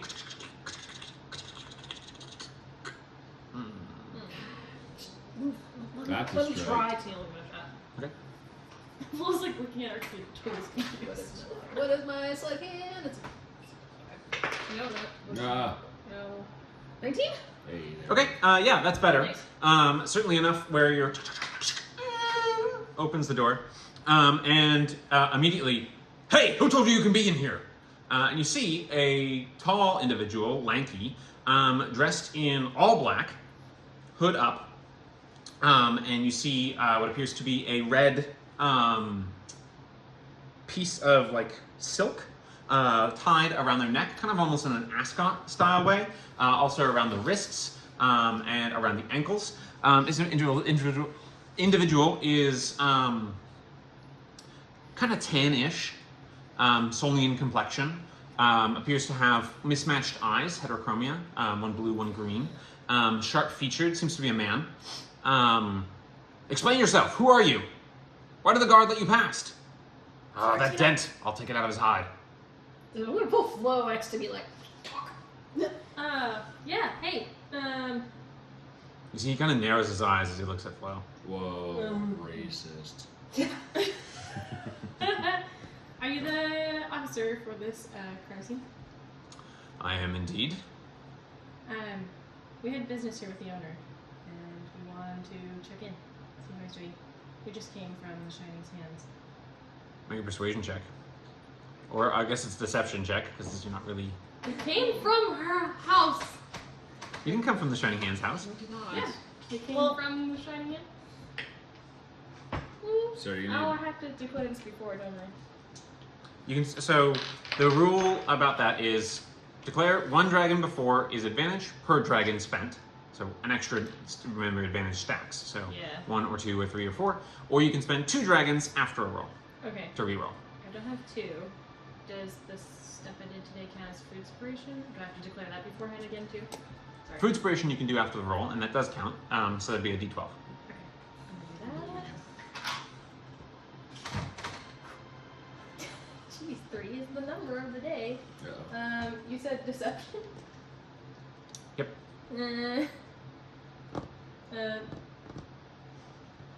8. I'm gonna put my wing over. Hang on. Oh, what? I don't believe that there would be any reason for the Shining Hands to be interested in this particular small town crime. Small town crime with Tennille. with light with that weird technology outside of the building. He called us for help. We know him. He contacted us that he was under attack. This is a new development to protect the citizens from getting involved with business that they have no concern over. It seems to me that perhaps we need to further consider how we can avoid unwanted intrusion. As far as, do you have any identification and record of communication with the store owner? Magic communication. So that would be a no. Don't you know who we are? I don't know, and I don't care who you are. Yeah. You are all intruding upon a crime scene, and I would ask that you leave. Not this one. I cast old person on. Perhaps we can just Okay. talk to, Oh no! Perhaps we can talk to the Shining Hand herself and see what she can do for us. We're already here. Are you doing it? I've already done it. Okay. So you cast it. Go ahead and roll to see. Go off, please go off, please go off. Oh, that's a real talking idiot. So is that just a straight roll? Do I add anything to it to see if it goes off? Yeah. So you roll and add just your spellcasting ability modifier, so charisma. Okay. And the DC is 10 plus spells level. Yep. It is. Remember, you can take a point of exhaustion to It's a push the success. power. It is a success. What was Just the total? barely. What was the total? 12. 12. Okay, yeah. So you cast it. You cast it, and you cast the energy out on it. Doesn't seem to affect him at all. That's unfortunate. So you get the sense that you cast it, and either he's protected or is not a humanoid. Neither one of those are great options. After seeing the situation I was just unfold stretching my wings. here, the individual turns and says, "That could be construed as an assault Could be. upon an officer duly appointed to protect this area. But if you leave now, I will turn my gaze elsewhere, and we need to speak no more of this." Opal's gonna just like bear hug. So you're just charging into the room. No, bear hug him Oh, from okay. behind and just kind of like Not hold person. We're holding whatever it is. Yeah, they've got like kind of long, wavy, dark hair. This individual, and you see kind of a snarl that they make as you guys turn to go away. Is everyone leaving? Inside the shop, just as you're able to like, glance is there like really anything we quickly, really see? you're able to see it's like clearly been turned over, and it's not just turned over. As far as you can tell, go and give a perception check first before I. Tough. Okay, so what I would say is with the 8, what you're able to notice is that tons of stuff has been overturned. And you can tell that there was some kind, it's very hard to miss this, is that there was some kind of secret back room built into the wall, and that has been opened up as well. But there are papers everywhere, there are clothes everywhere, there are different mannequins and stuff sprawled all over the place. It looks like it's been searched head to toe. With the 8, not a ton more you'd know, but there's a lot of stuff here for what would otherwise be seen as a robbery. Guys, we gotta just take this guy out. You can tell, what I would say is, all of you in general would be able to tell that the individual has his hand on something inside his robe. We're not here to. Do you have any identification? True. Not only do I not require identification, Then why for do we? someone- because you are obviously civilians not welcome to this situation. Break into the We're shop. signed by the Shining Hand, you're not. We have already... Alright, well, I suppose I will not be turning the other cheek, and I God will be damn it. calling this in immediately. Or they... Why? Oh my gosh! Okay, well now we gotta fight. Tennille is like, we're leaving, and he is walking away, whether or not the rest of you are. Okay, are the rest of you going, or are you I'm not gonna staying? follow. You see he draws something up to his mouth, and you can't tell what it is, but he draws something up to his mouth and begins speaking into it. Oh, he does begin speaking. Oh, guys, we gotta do something now. Tennille is walking. No. He is walking. Turns out, when you act like with an attitude toward everyone and act like you own the Hey. place, it might come to bite you in the ass. We kind of do own the place. More than he does. Alright, what I will say is someone can go ahead and make a... Tennille, why don't you go ahead and make an insight check? Sorry, check. What's my 23? Nice. 23. This dude is very not dressed like a normal officer, and also is, it's weird, like, you're used to running crimes, you're used to running stuff like that. It's weird that he gave you the opportunity to look away. Yeah. Okay. I'm telling you, he's Yeah. a criminal. I'm gonna grab Nocturne and push him against the wall with my weak ass 10 strength. And I have my 19 strength, I'm gonna resist. This is my city. We don't want to do this right now. Trust me. I have been doing crimes in this city longer than any of you have been alive. Either you knock it off, or we leave you behind. I will do many things to keep my family safe, and if it means leaving your ass to the cops, I will do it. I'm gonna look back. Do you really think he's the cops? He's not. But at this point, we have other things to do. We could sit and wait and see who shows up. That's what I'm saying. Talk to his reporting officer. I'm not saying we gotta start combat. If he's not a cop, I don't know if I want to meet the reporting officer. I mean, Fine. right? I'll go, but on the way out, I'm flipping him off with my wing. Okay. You have no badge, no name. So who shall we tell the Shining Hand to refuse us access? Be about your business. I will happily leave without any disturbance. You tell us your name. Make a persuasion check. 18. Ooh. I don't see why there would be any reason to trouble any further higher-ups. But my name is Rodar, and I report to Hestia von Glauer, who some of you would recognize is the von Glauers are a somewhat recognizable, like, minor noble house. Von Cloud? Von Glauer. Glauer. Like, would I know? Like, what's the business that they're in? Like, what? Make a history check.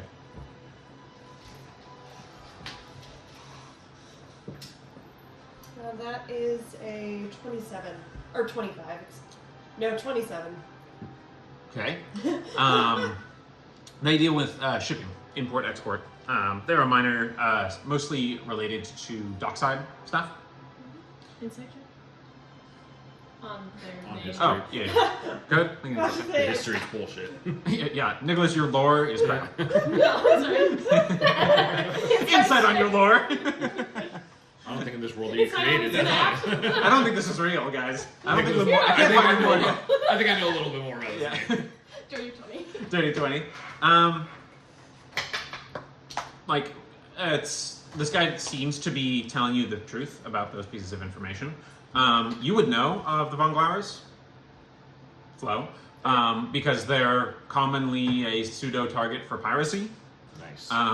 Because of their shipping import-export business, they have hired like maritime defenders of some of their shipping, some of their dockside lanes and things like that. They've pushed for things, certain rules and things like that through, but they can also be bribed and bought. Would I have any idea if there's any connection between them and the Scovins? You don't know any. You don't know the Scovins from Adam. Otherwise, like you're not from here, so the Scovins network is not familiar That's to okay. you. Just But you would know. You know the Scovins is like one of the big three names in the city. But the you would know that some minor port officials, Von Glauers, can be bought. You also would know, and Von Glauer is kind of a dead giveaway. Their heritage is not Solnian. They are not originally from Solni. Guys, I'm telling you, he's bad news. But otherwise, you guys are leaving. Is that true? yeah. Mm-hmm. It's Well, gone. I believe there is no reason for us to further communicate or see one another again. We shouldn't need to turn this into a scene, so let's not. You know my name. I have a description of all of you, and I'm sure that this will be resolved within the bounds of the law. If you say so. Go ahead and give me a perception check there, Flo. Perceive With advantage. Go for it.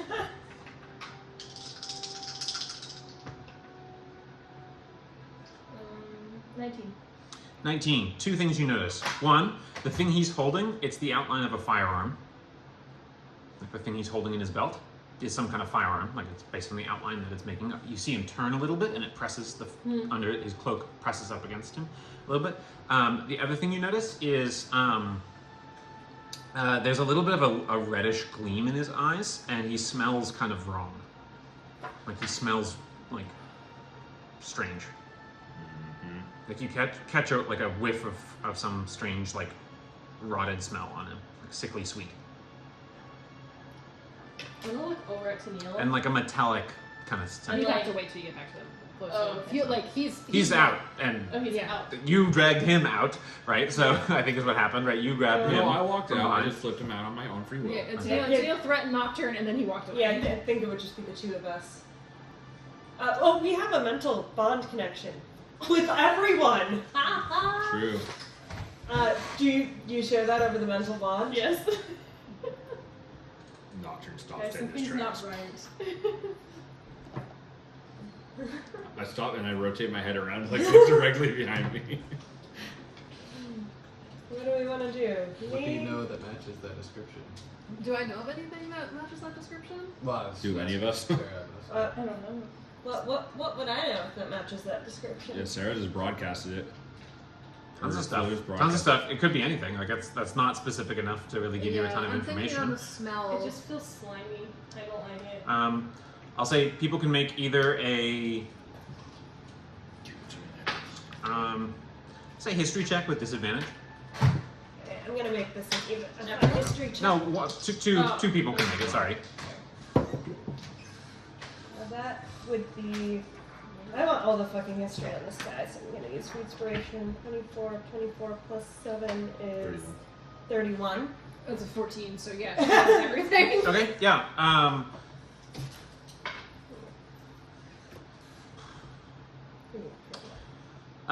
So with that, I would say as you're trying to recall information about what this could be, you know that certain individuals are. It took you a second to like kind of put it together because it's a really weird thing to see in Solni. But the mismatched eyes and the kind of really sharp features, pale pale with, or rather, sorry, tan, but with like black wavy hair, this sort of reddish gleam in the eyes, the firearm, all that kind of stuff. But then also the smell, you finally put it together, it's the smell of death and blood. You're pretty sure this is a vampire.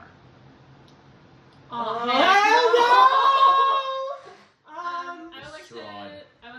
I would like to I communicate shoot with that. my Okay. Anyone have Can any like I, garlic on them? I gotta turn around and start walking back. Can I cast a spell? Vigilant Can I blessing cast a myself. spell? Let's go. Okay, are we going into... Yes. Yes. Okay, it sounds like we're starting a combat here. Let's Yes. go. So we can go ahead and roll Can I have initiative time, here. like, I would say to- the vampire is, the individual is just as fast, if not faster than you guys. So as soon as you show any signs of violence, he's ready on the draw too. So I would say you're not any faster to cast spells. That'll be handled by No, initiative. but Dang it. Let's go. Okay. Violence. Violence. Took a turn. Interesting. yeah. And you were just gonna walk away. I mean, I didn't know there was anything supernatural. I've been about doing it. crime in this city for longer than you've been alive. Thought he was a cop. I mean, that's true. I mean, I told he you. was not a cop. We all knew it was All right, we got there, guys. We got there. It's all good. That is Somebody fingers. has to be cautious, otherwise we're all just gonna die. I mean, I didn't want to just. Yeah. You don't want to just overtly attack someone. Which to that I say At fair least we now enough. have cause to Does fight. anyone have either garlic or a wooden stake in their inventory? You have a cleric in your party, and you're a radiant warlock. Yeah. I I can't create the sun. I forgot to Move put the- one of my spells on this, but no wait, was it a? Oh, I forgot that. Just use that for now. We'll take that. We'll take that.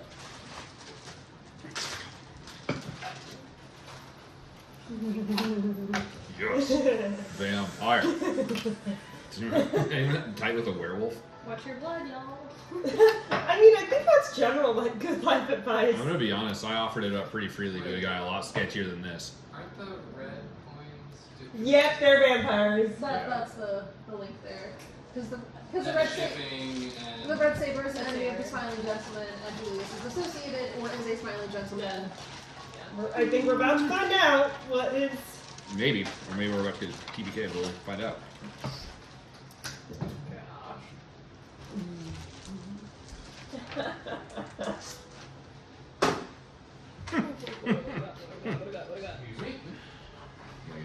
this is not right. Cast daylight. We have a rogue, and I just got this spell. Yes. You also have a barbarian, and you just got that spell. Yes. Thematically, this might seem like a time to cast it on the rogue after I recall a little bit more information about vampires. It's too bad I don't have sickening radiance yet. That'd be money. What do we think? Do we think daylight's actually going to affect this vampire? I mean, only one way to find out. It's true. I mean, I'm also planning to. I have the bonus action study to be like, hey, vampire lore, bitches! Well, I'm determining whether I want to daylight it or just wall of fire that entire half of the building. Maybe not burn down. Yeah. We do need the evidence, actually. We do actually have things to do in this city.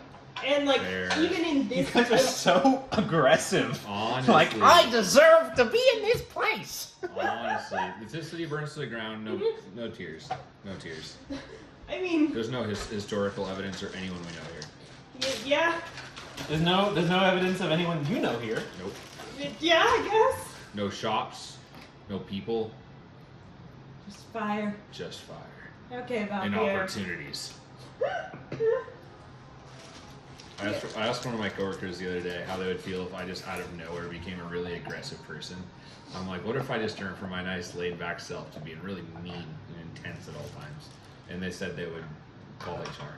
And I said, fair enough. Yeah, Canterbury have an HR person? Does Canterbury be HR person? you might be Canterbury the is HR person, is Neil. HR. So these guys are here. Wow. I mean, you have had to have a lot of lectures of this is not how we do things.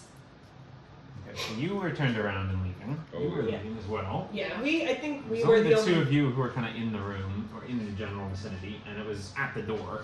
Yeah. And then 1, 2, 3, 4, 5, and then okay. We left our boy at the wagon. You did leave the boy at the wagon. God bless you. Sorry. So, keep that phrase for this fight.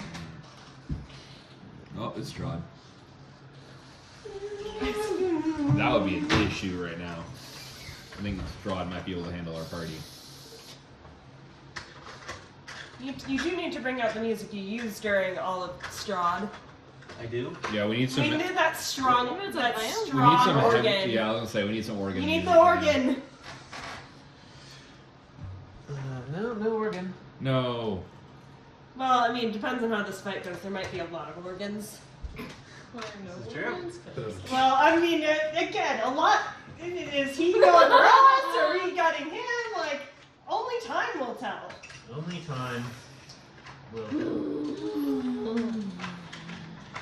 I think it's Garlic doing the use of the vampires, not time. Butterball would have both. I don't have that spell prepared. You don't have Butterball prepared? I did not expect to be fighting a vampire in a clothing store in Solni today. So no, I did not prepare any summoning spells.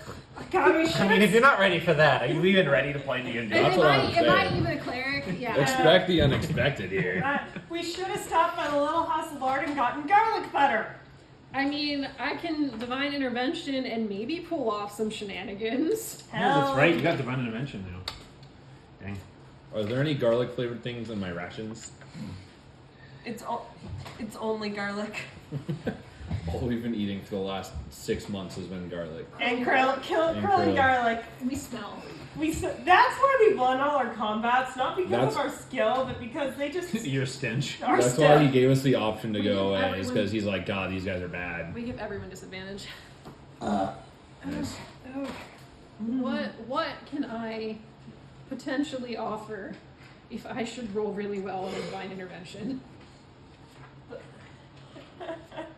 Actually, I don't think it's even in this book. This one on either of those two is gonna be holy hell. Hopefully, emphasis on the holy for this fight. Well, hey, now we know why the whole person didn't work. Yeah. Yep. Too bad not a whole bunch. I was like, is he an illusion? I know. I wasn't sure. I'm like, okay, this dude's either not real or he's a monster.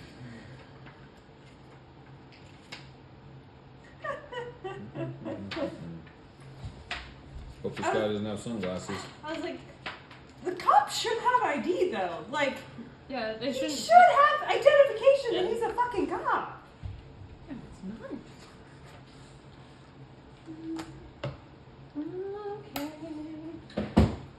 Okay, so go ahead and give me an initiative here, team.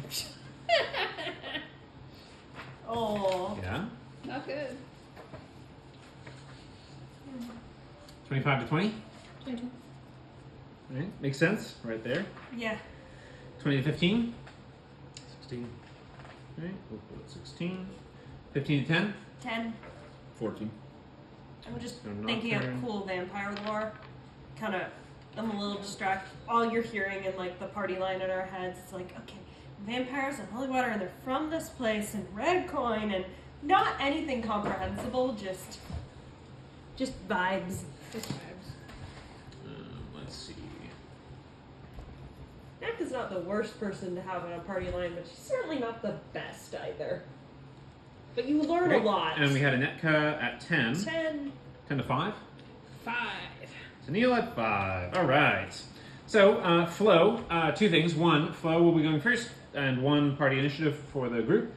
But also that you get to do your, would you like a token or a quick on the draw attack? Token. Okay, so you take the token. What are you doing on your turn? Killing him. Yeah, honestly. Is that an action to put on my mask? What does it say?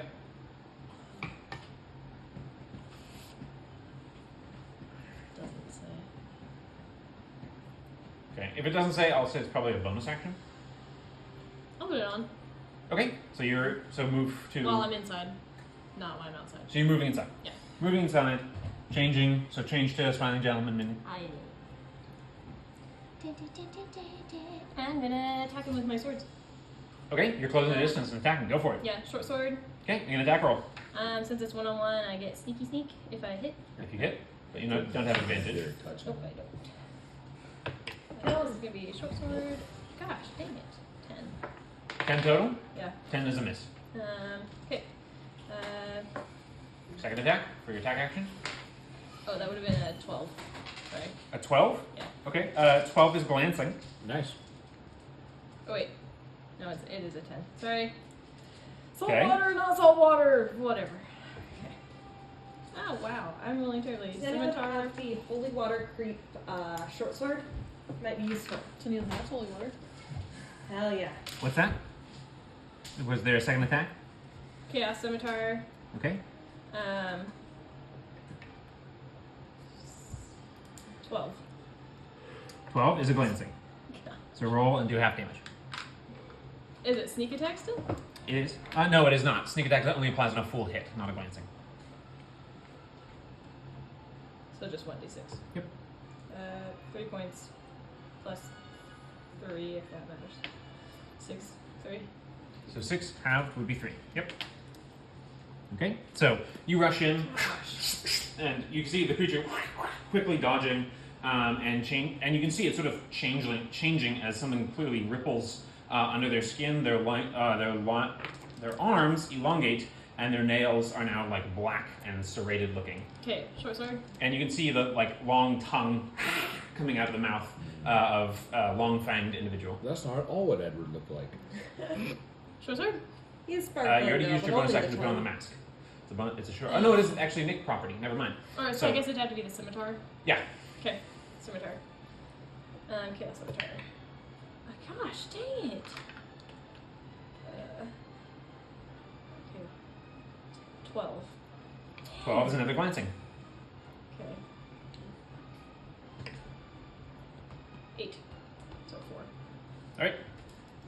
Can I? That doesn't count as a hit though, so I have to stay within it unless they make an option. Unless you want to risk an attack of opportunity. Yes.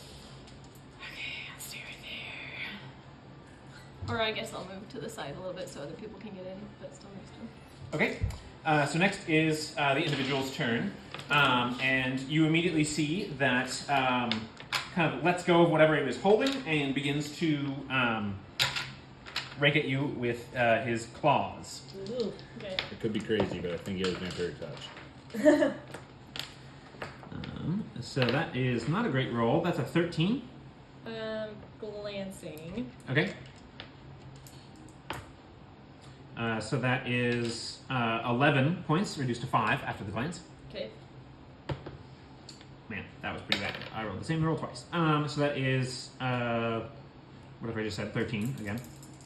Which is not a glancing, yeah? Yep. Okay. Ooh, well, rolled pretty well on the damage there, so that's going to be 16 half for 8 slashing damage. Okay. So as you're Can I moving do- in, you get clawed. Can quite- you dodge? You can, so that would reduce that another half, so it would be 4. 4. So ducking out of the worst of it, you notice that. You also notice that there is another individual on the ceiling, Oh, damn. crawling upside down like a spider. So now you notice that that is the case, but they don't get to act just yet. It is Opal's turn. Their turn was crawling on the ceiling. No, they just fell somewhere. It's just a funny concept. Yeah. Okay. You can do it. I believe in you. Gonna rage. Hell Okay. yeah, Yeah, you yeah, did. yeah. You Do you want to did spend an extra great. use and make it green, or just roll? No, it's good, and this is gonna be hilarious. Okay. I just rolled Violet, Oh, which is the first time, and I think that's the first Violet we've done. Oh Okay. no! Oh, Violet. I It's think okay, it's it's violent. Let's see it. I mean, he will be violent. I'm like, what does that I'm willing to mean? bet he will be violent. This is not the make friends with vampires rage. Oh no, I'm sure it's not. Big spaghetti of That's vampires rage. Okay, so With violet vampires, right? energy surges around you, and you can see that there's almost a warping of the air as it shifts and pulls toward Opal. Yeah, so within 60 feet of you are pulled 5 feet toward you at the start of each of your turns. So everyone within 60 feet of you is being pulled 5 feet toward you at the Well, that's start of at your the turn. start of my next turn, either. Yeah, I guess that's Since I true. used to rage.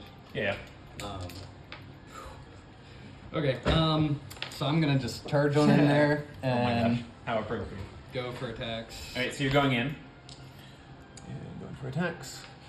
Do I see the second person, or are they just kind of like up in the ceiling right now? Or? They're up in the ceiling right now. Hard for you. You wouldn't have seen them until you got into the room and started like looking around. Right.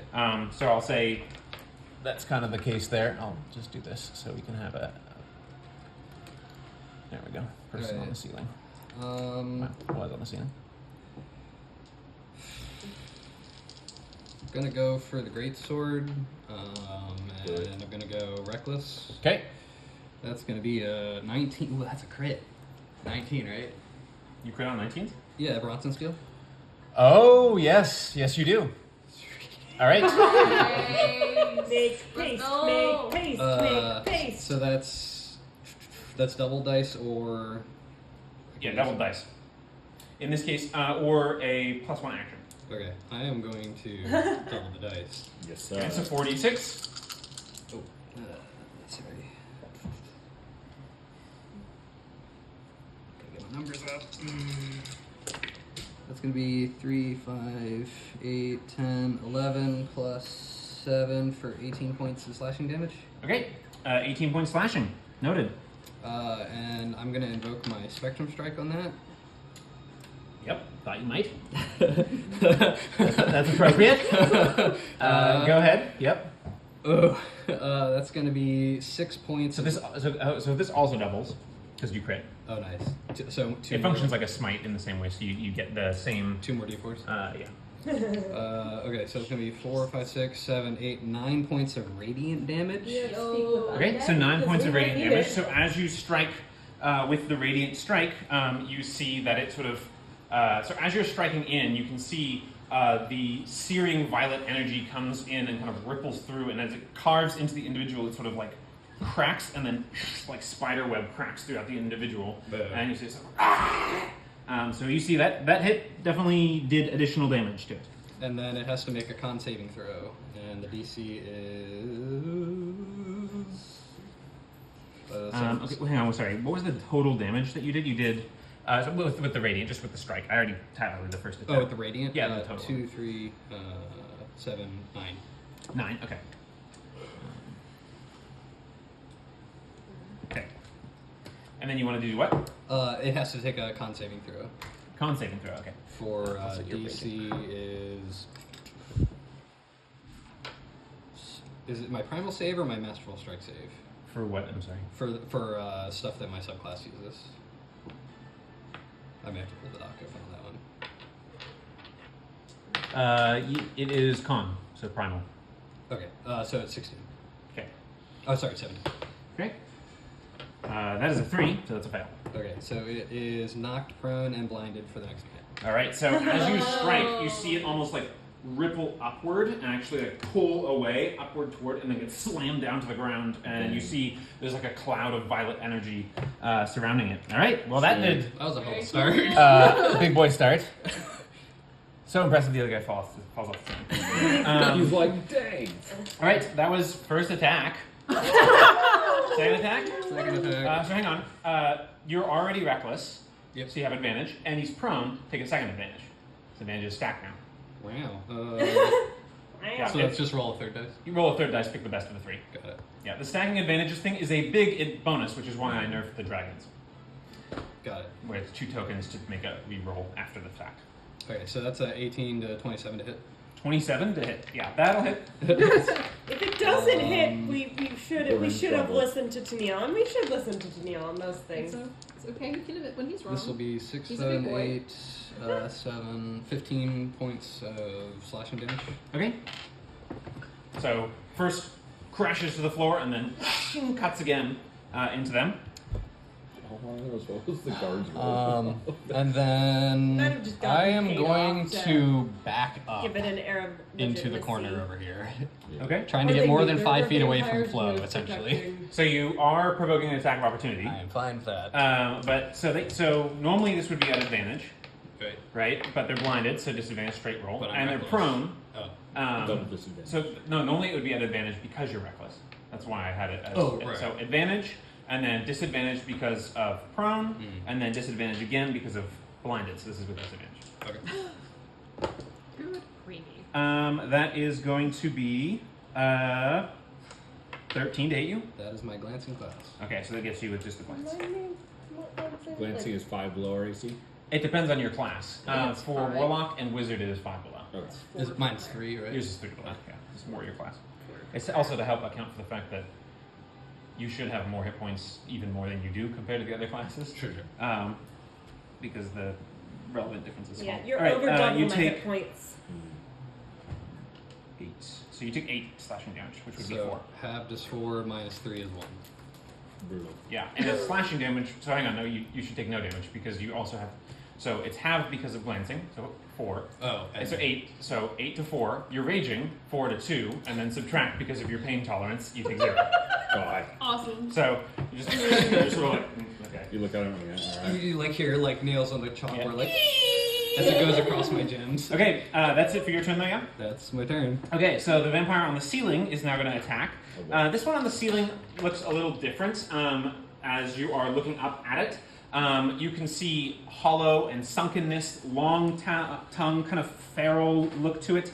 It looks like not emaciated, but it definitely looks more bestial, is what I would say. So the bat-like ears are in appearance, fangs are in appearance and stuff like that, and it is covered head to toe in shade cloth. You also notice that it's actually pretty standard for criminal crime scene situations, is there are shade cloth shutters on like the floors, on the windows and stuff, as well as boarding. All right, individual is going to pull out a firearm of a kind that you haven't seen before, and you actually see it brace on the arm. It's firing at you there, Opal. There's a spike in the butt of it, and it stabs itself and then fires. This is a bloodshot firearm.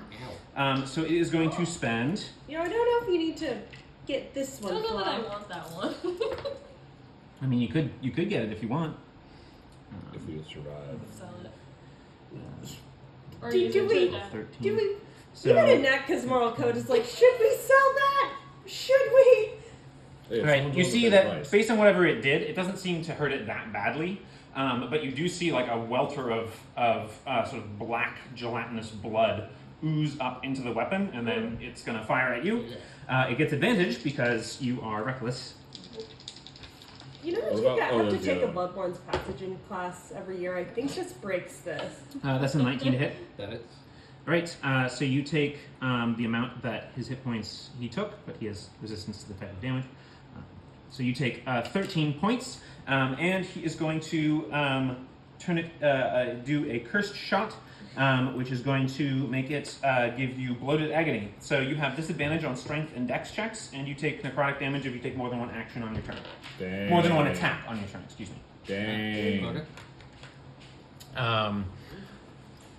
So the Icarus shot like turns into a globule that strikes at you, and then kind of like 1,000 little bite marks start appearing all over your skin and form, and then it sort of sinks into you, and you sort of begin to like swell up painfully from the shot. All right, that's its first attack, and then it stows the firearm and drops from the ceiling, and is going to drop. It's going to crawl over to. Well, okay. Well, it was going to crawl over to Flo and attack Flo, but. Okay, what do you have? How do my resistances work with that attack? It's necrotic damage. Necrotic. Okay, so I am resistant to necrotic. So that's 13 is Half, 6. minus, 6. And then minus 3 is 3. Yeah. Yep. Okay. Yep. He's a tanky boy with the pain suppression ability, pain tolerance ability that is We definitely need going to to beat be the wall. All right, so jumping down on Flo is going to give advantage on the attack. So that'll be an advantaged attack. With that, we'll hold on for that. Nocturne, you're on deck. Yep.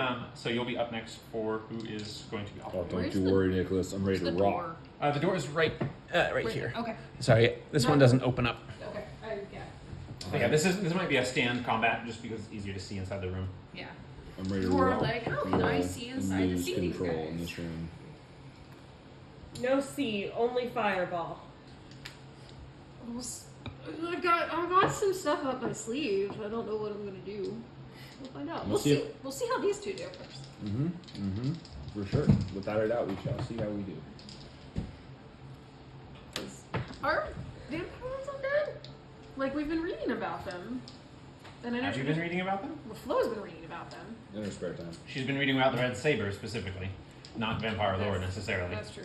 Don't worry, I'll You study weren't some there for vampire that lore time, real Nick, quick. that's when she was reading. I- Do I need to The spend- the DM, you weren't there for that. she We was- definitely did it. She was Don't doing it you before worry. bed. Yep. Turns out this pirate is also an expert on vampires. Yep. Can't believe you weren't up to speed on that, I know, honestly. really. It's truly astounding. Handsome Man probably is an expert on vampires, but that was because of a really unfortunate fling. Good times.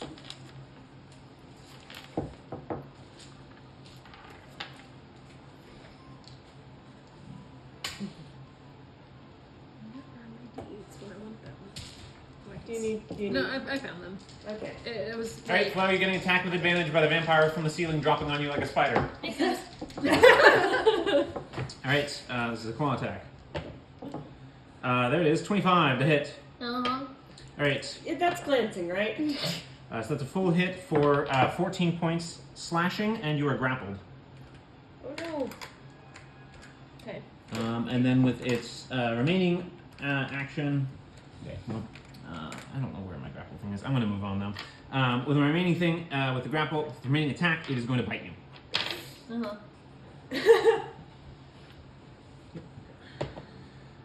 That is going to be another 25 to hit you. Yep.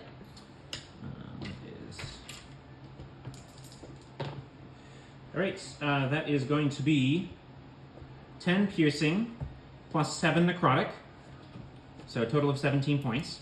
However, your hit point maximum is reduced by 7, and you can see its wounds, its minor wounds that it has taken, begin to restate itself. Vampiric bite, my dude. That's stronger vampiric touch. All right, that's it for its turn. Next up is going to be Nocturne with Necron deck to kneel to follow. Sick sauce. As they say. I am going to go in the door. Okay. Into the room. Yep. Camila, you're I'm gonna like It's getting pretty crowded in there. do like a little hop, so I'm like just slightly hovering for effect. Okay. I'm gonna say, "Let the sun's light compel you," and I'm gonna like spread out my wings and cast daylight. Okay, so you cast daylight. And, like, First, can I see have if it it goes like, off. can I have it like radiating off my wings if it goes off? Yeah, love it. Sick. All right, Nice. so DC 13 because the daylight filters off. I'm gonna. So you can push for power. Take so 2 options. One, spend a hit dice and roll it to bump it by that much, or you can take an exhaustion. To... I'll take a hit dice. Okay, so roll a hit dice and see. It will. I need one. Yeah. Okay, so total up. Got it. 15? Yeah. Yeah, always tell me the total 15. for just various Okay. things. Okay, so 15. It goes off. So feathers of light shooting out in all directions. Clearly, the vampires don't like it, but they don't immediately take damage or We anything do have from it. shade cloth. They do have shade cloth. Yeah, Sick.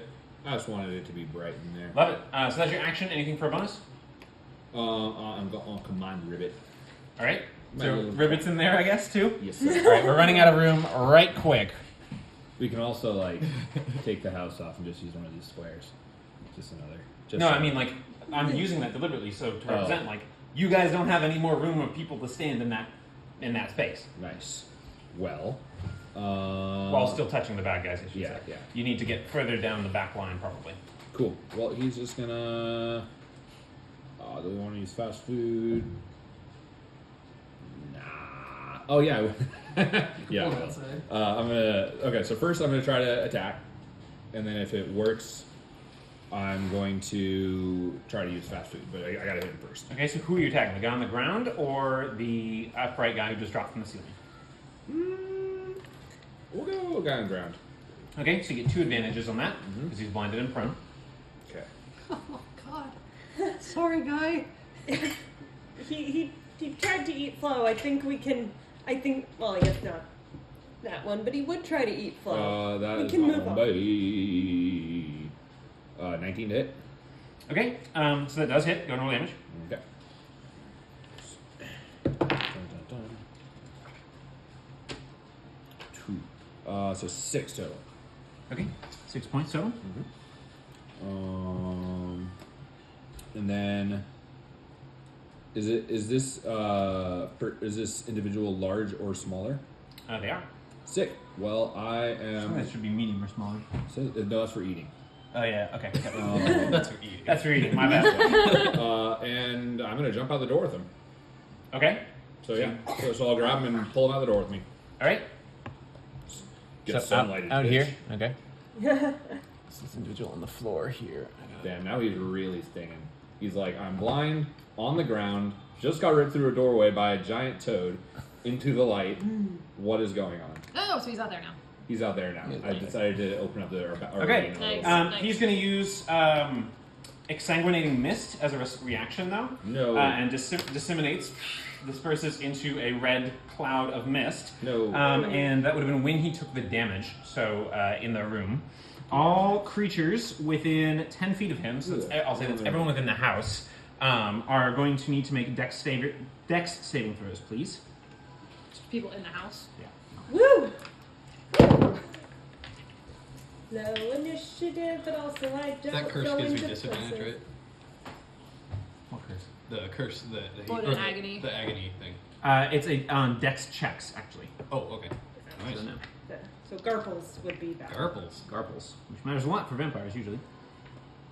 Okay, Opal. 13. Okay, that's a pass. You'll take half. 10. That's a fail. Oh, actually, 13. Is that what you said? 13? Both are fails. Sorry. So the DC is 14. So fail. Also 13. Okay, so fail. And then Ribbit. Ooh. The ribbit's gonna fail. You were lower than that. Okay. All right. So each of you take 22 points of damage. What's that? Technically, this is piercing damage. As he disperses, and you feel cuts come all over your body, or your bodies, as the individual disperses, and then so he gets kind of like moved, but as he's being moved, he teleports 30 feet away? Yeah, reforms 30 feet away in an unoccupied space. What a So the individual is going to be over here and standing. Ah, still outside. Still outside, yep. Get right. Okay, All right, that was its reaction. That was your turn. Yep. So next up is Netka. Sorry, can I use, what's the rule for voice, like, reaction to say something? Yeah, if you want to say something, you can do that. Okay, I'm just gonna, like, Opal's, like, really struggling, like, you see kind of, like, the violet coming through, like, her disguise, and she's just like, don't get too close to me! Yeah, and you also see, Violet, you actually see on Opal, some scales are starting to actually like detach themselves from the body and create this like halo effect around the body. Whoa. So, if you have any movement left, I would not be close. Oh, can I get back through the door? With Ribbit, you mean? No, I mean with Nocturne. Oh, you want to get on the other side of the door? Yeah. Okay. Let's pull them out there. Cool. Okay. That's it for that. So Netka, you're up. Okay. So sometimes when Anetka was in college and feeling bad about herself and just nostalgic and missing home, she would go to the darkest part of the library and research goth topics. Okay. Been there, done that. This is building up the narrative so that I can please DM know all the things. But using what she probably learned about vampires in her studies, she would like to bonus action study and just see is there anything she knows you shouldn't, particularly anything that works really well on vampires or anything that don't even try that. Okay, go for it. And then what kind of check? That would be a religion check. Yeah. Yeah, that's a it's 10. an undead, so is what it is. Okay, so let's see one thing here. I knew I shouldn't have researched werewolves. Should have just stuck with the vampires. Yeah. Shoulda, woulda, coulda. So a couple things that I will still mention here are, let's just clarify some debunking of legends for vampires in this world. Yeah. Garlic does absolutely nothing. Everything dies to a stake to the heart. I've never understood why that's different for vampires. So there's no staking to the heart is particularly powerful or anything like that. You would recognize that these individuals are not full-form vampires. Mm-hmm. Full-form vampires are usually individuals who have mastered their thirst over the course of decades or even a century. This seems to be the individual. They're two individuals. They don't seem quite the same, but the individual you're focused on, which was this guy outside, yeah. Mm-hmm. you would know seems to be what's known as a vampire neophyte. They are like retainers or creatures who are sort of sent on errands and missions and things like that. They're a little more functional than the more like either blood-starved, like crazed vampires or early spawn, which are more bestial. As far as like radiant effects and things like that, they are classified as undead. And in general, and as we saw, at least for that individual over that you had struck, they tend to be more easily impacted by radiant damage. Technically, it's not a vulnerability, but it is they take additional damage from radiant damage. And in this current situation with these individuals, anytime they take radiant damage, they take 10 more. Ooh. Okay. She'll kind of think at the bond, Tennille, I think this is your fight. And then for her action, she'll look at Flo, and suddenly there are like double pointed needles around your feet as a pair of socks with the smiling gentleman mask go up them. And like a preschooler with new shoes, you somehow know these will make you go real fast. I'm casting haste on you. You got little lightning bolts. Okay. Your speed, I love it.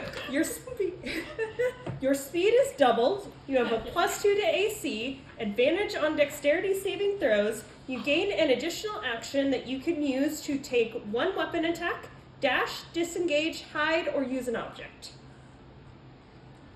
So you can do a lot more on your turn. Okay. I'm gonna hand you the card. I think it's just easier if you. Okay, cool. Sounds good. And then I'm gonna. Opal will always stay close to you, but emotionally. And she's gonna use all her movement to back up because this guy's also right there. Okay, so backing up this way, like Yeah. down the alley. Yeah. So then put it right here. All right. Sounds good. Okay, Tennille, you're up. So, as he is like starting to bonus action light the lantern, he hears Anitka's voice in his brain about the vampires and like fat fingers the lantern and just like, I don't know, hits the wrong button and accidentally divine interventions. Like he hits the help button instead of the on button. Okay, didn't realize it was on this lantern with buttons, but right. Just Okay, like he's startled and accidentally like he Okay. doesn't really realize what he's doing. It's the first time he's done it. got it. So I've got new toys. I want to use them. Let's see what I get. I got a 6. All right, give me a second. I don't know my level 6 spells yet. All right, so any 6th level cleric Holy spell, huh? Fuck! Holy D&D fuck. cleric spell 6th level. I don't think I want to do Sunbeam because that's going to hurt everybody. That would be pretty damn good, though. That would cause a little. Well, no, You actually. could aim it at the guy down the alley. Yeah, so I've got Blade Barrier, Create Undead, find the Path, Forbiddance, Harm, Heal, Hero's Feast, Otherworldly Form, Planner Ally, Sunbeam, True Seeing, or Word of Recall. Those are the- It's 5 feet long, 60 feet wide, or it's 5 feet wide, 60 feet long. Yeah. It's the same as the Incandescelator. Incandescelator that cast Sunbeam when you guys had that, the big cannon. Direction too, so You you could can- like hit one guy, then. Yeah. Well, it's Talk divine about it intervention. briefly. So narratively, as you guys are seeing this, what actually happens is you fumble the latch, and then all of a sudden, all the spirits come flying around, and Tennille gets like lifted up, and you cast what? Do it. Am I gonna light things on fire? Oh, it's radiant light. It's radiant light. So he like points his palm at the vampire and casts Sunbeam, except it's silvery and a little purple and a little emo. Okay. Emo beam. All right. So for a second, all of Tennille's tattoos, including ones that superimpose beyond the clothing from the back, like come all the way and encompass the entire body. The physical form of Tennille fades, and it's just tattoo outline, and then that like blasts like almost Iron Man chest beam style forward from this. So this is a 60-foot line, 5 foot wide. So it looks like this through the individual, and they have to make a what? It's to make a con save while I dig out all of my d8s. Anymore. I think Okay. I've got enough. Give me just a second. It's 68. Got it. What is this terrain? This other, sorry, that's a good question. This terrain is it's grass. Most of it is just general like grass and cobblestones and things like that. But there are other streets and things like that, other buildings and shops. I just didn't build every single one of them. Okay. But the streets are the most easily traversable areas. The rest will be kind of pseudo difficult moving through. Okay. That's a good question. It has, if it's undead, it has disadvantage on the save. Okay. Don't think it mattered. Yep. Okay. Definitely didn't matter. Okay. I got a 4 and a 3. So it's blinded till its next turn. Okay. It's like octuple blinded. Got it. So it's, Hello, disadvantage. 12, 18, 18 to 25, 27 points of radiant damage. Okay. Plus 10 because it takes 10 more. So 37 points of radiant damage. And that is in fact enough to completely annihilate him. So as he's trying to like make his escape, and it's clearly like the more senior of the two, who clearly had better mastery of his gifts. He just gets like you see him just like, and for a second you just see like it's like a skeleton, a blackened skeleton is like seared into your vision on your retinas, and then there's just like a pile of ash and smoking like clothing where he was. So that's a Denzo Bunzo right there. I'm picturing like the smash, the big beams. Like, Yeah. All right, top of the round, Flo, it's you. Annette So could just... Neil's looking at his hand. Oh, but the disintegrate was too far! Oh my god. I mean, I could have healed somebody, but I thought that was a better option. I'm garbled, yes. You are garbled. You do. So you can use an action to attempt to break the grapple. That is either an athletics or acrobatics check, your choice. Yeah, remember or otherwise you can just attack. Yeah, remember you have extra things. Be speedy. That's true. Maybe I'll just attack him. Okay. Do I have a disadvantage? No? I can just attack. You have disadvantage on targets other than your grappler. But it's that's pretty, fair, it's pretty easy to stab the guy who's like grabbing you. Yeah. Okay. Short sword. Go for it. That's 24. 24 is a hit. That's Full what we're hit. talking about right there, Sneak Flo. attack. So it's 3d6.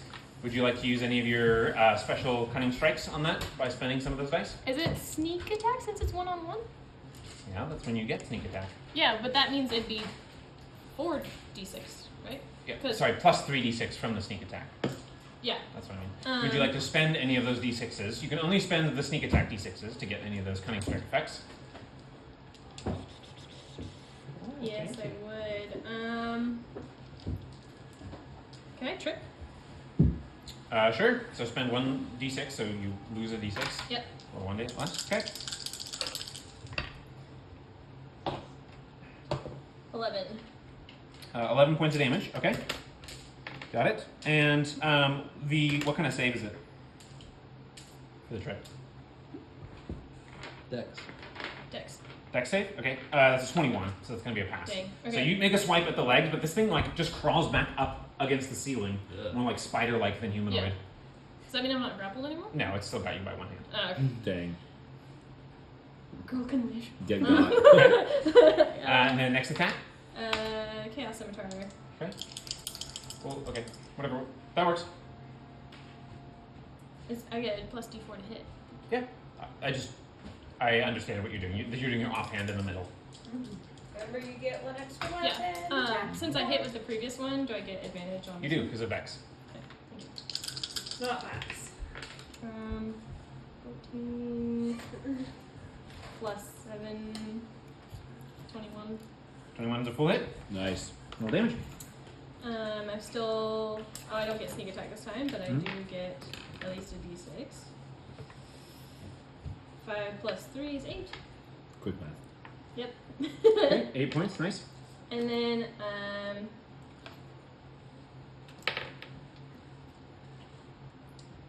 I'll do short sword again.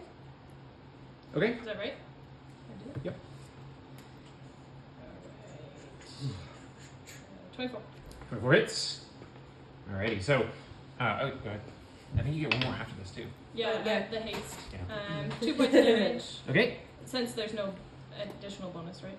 Oh, and I You took a still get dragon your because standard bonus. Oh, haste 5 is points. transmutation. Oh, and I get a Dargan because I used my first Celestial spell today. Okay. Look at us getting dark. Dargans. I will attack again with haste.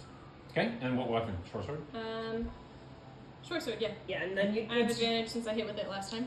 You did. Yeah, it's just one weapon attack, not like a full action.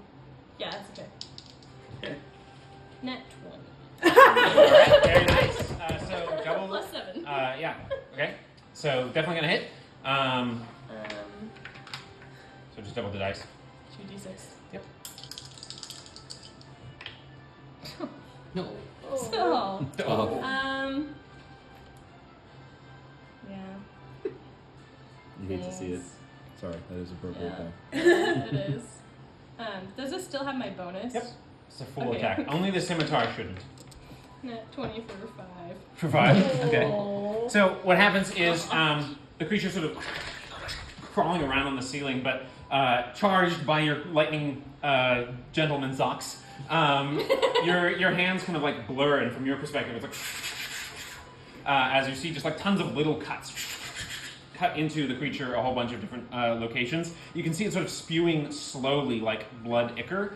But then you see she lands a strike as the critical along the stomach where the blood reservoir comes, and it's like arterial spray just Yeah. everywhere. We're gonna. It's sort of it's a small puncture, which is but it's like streaming out really fast. Okay. The Cantifer has a back. Okay. So much That's better it for than your turn. Alex I did. use my bonus action, everything. Nope, you still have a bonus action. And a second one? You can, yeah. Yay. Alright, is that your turn though? Yep. Okay, Opal, you're up. Start of your turn. Okay, everyone within 60 feet of Opal is pulled 5 I'm feet grappled, toward Opal. What if we're on the outside of the building? Still the case. Yeah. So you get pulled and you kind of get slammed up against the door. You get moved. You get moved. No. You get moved. You actually hear, "What the?" as a couple like merchants and other people passing by get pulled toward the space. A couple people. You see what looks like a few pieces of fruit from the fruit cart go flying in. God All of the damn. objects go swirling up and around you in the room. Like you see garments, you see a whole bunch of different stuff. You also Someone's wrong. sheaves of paper and different things like that. So yeah, and go ahead and roll as So needed. would these two be pulled within They are, 5 yep. feet? So Oh, we can move the post. By the way, we can move the flying post. and You remain grappled. They are now within 5 feet of me. That's correct. Actually, no, you do not. You do not. Sorry, they are within 5 feet of you. You do not remain grappled, and I rule it that force movement breaks grapple. Which is the force movement. Woo! Okay. So Flo and he have to take. Oh, good God. 8 points of radiant damage. Okay. Oh, that's good for him. That is good for him. Well, good for Yeah. us. Well, good for us. Good for us. Yeah. Not good for him. He's still got a lot of fight in him though, because he healed some from his wounds when he bit Flo. So I'll go for the attacks. What was the? If I attack twice, what happens? The thing. Bloated the agony. Oh, bloated agony. You take necrotic damage. Okay, don't care. Yeah, you have Do I have 145 disadvantage or hit anything, points. or- He's also really You don't. You have standard straight roll. Okay, unless it was you just go the dex reckless. checks then. Yeah. Alright, so then I'm just gonna go reckless, and Okay. that sucks. That's gonna be a 12 to hit. 12 is a glancing. Okay. How do I roll that again, sir? So it's roll like a normal hit. So and then you just have the damage. Okay, so So get the total and have it. In your case, you don't take half for the rage. The rage bonus is applied after having. Got it. Okay. I was still using the greatsword that has mastery grace. How does that? That means that your strength operates under the same principle. So just roll the 2d6, cut those in half, then add full strength and full rage. Okay. 6 minus 6, 2, 8, 4 plus strength is 4 And then rage is 3, plus rage is 3. so plus 7. So plus 8 plus 7, 15. 15 points. All right. Okay. So even as you're striking sort of to the side or in not critical points, you're still like carving just these deep furrows into the arm, into the leg, sections like that. Okay. And then we'll go for the second attack. Go for it. Bye. So that's gonna be a 20 to hit, dirty 20. That's a full hit. And then that's gonna be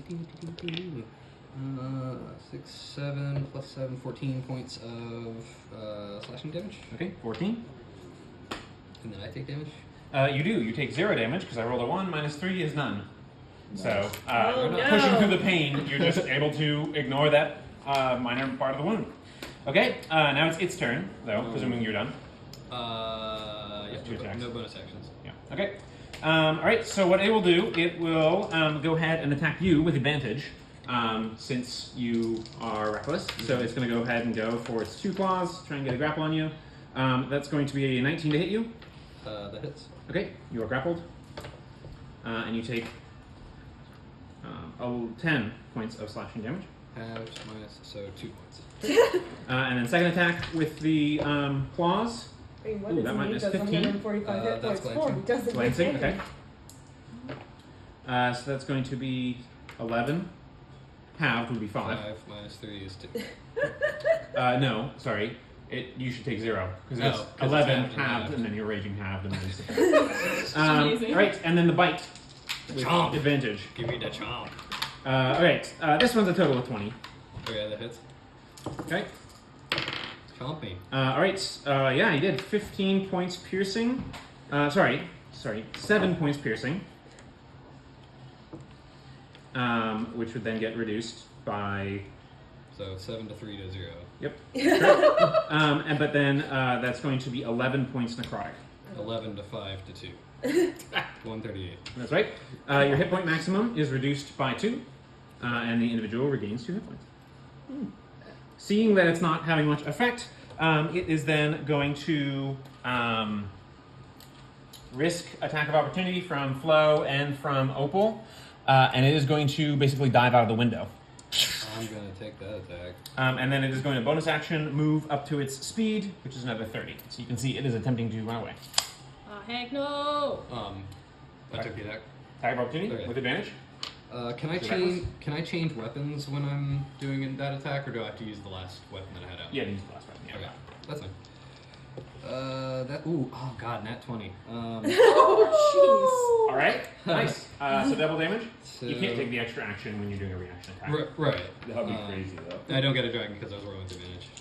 Yeah, that's correct. So that's gonna be 3. Are you 5, sure it's 60 plus? 10, 17 points of slashing damage. Okay.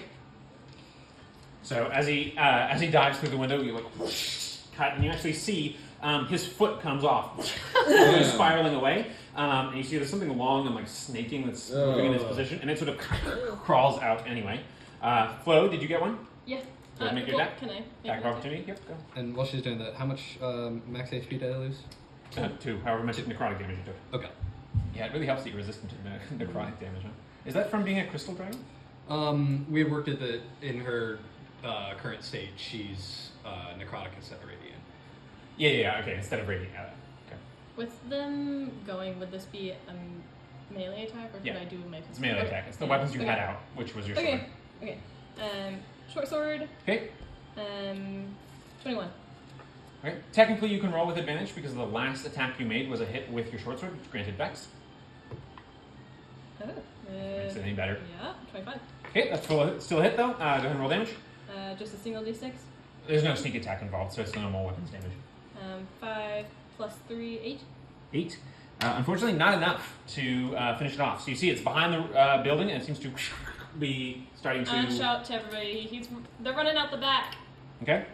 We all have our mind lit. Next up is not. Yeah. Next up is She Nocturne. She shouts both ways. Let's go. Yeah. All Who is right. radiating daylight. By the way, you guys have, even though it's the middle of, it's a sunny area, it's a full sunlight area, but you're radiating sunlight, you're shooting enormous beams of sunlight, It's bright as hell. and you're dragging everyone toward you with violent, like gravitational energy.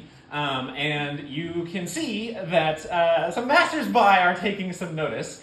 There's a huge like scorch line in the like a furrow where you blasted through the vampire individual. So yeah, go ahead. Yeah. Sorry, Nocturne. Oh, you're good. So I'm gonna go to the corner here, and can I see him? I'll say you'll have an easier time if you fly upward, but you could maybe go there. Yeah. Okay. Am I within like a lot of feet of? I was gonna miss you step one. Okay. 30 feet is this far,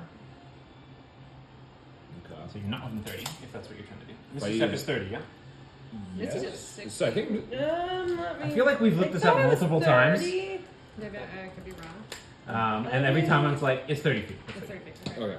Not that I've Um, ever had that spell to actually do that. Well, moving from here to here, would you say is how much? You were here. And you I moved have here. 40 feet. You have 40 feet. I have 40 feet of movement plus my Misty Step, so I have 70 feet total. Okay, so 40 feet. And I don't know if it And makes then a difference. 30 feet. So yeah, you can get to him. Okay.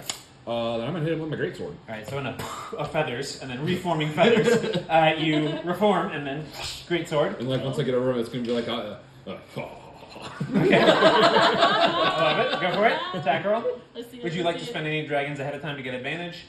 One dragon is one advantage, so you could spend multiple to get multiple advantages. Or you can save them to use other stuff, like Masterful Strikes or other things. I'm gonna use one. Okay, you're gonna gain one advantage. Please. Jesus. I can't even tell. It's what a this 5 and a 2. Oh. Okay, then what does burning a dragon do? Like at this point? At this point, you'd have to burn 2 to re-roll a roll. Okay. What was your total then? 13. 13's a glancing. Okay, so what is that? So it's half? So yeah, just roll damage like normal, and then we'll cut it in half. Okay. And this is radiant damage because it is my pact weapon. All right. Wow. Right. That's intense. That's not looking great, but it's going to help you because you get plus 10. 3, so it'll be 13 total.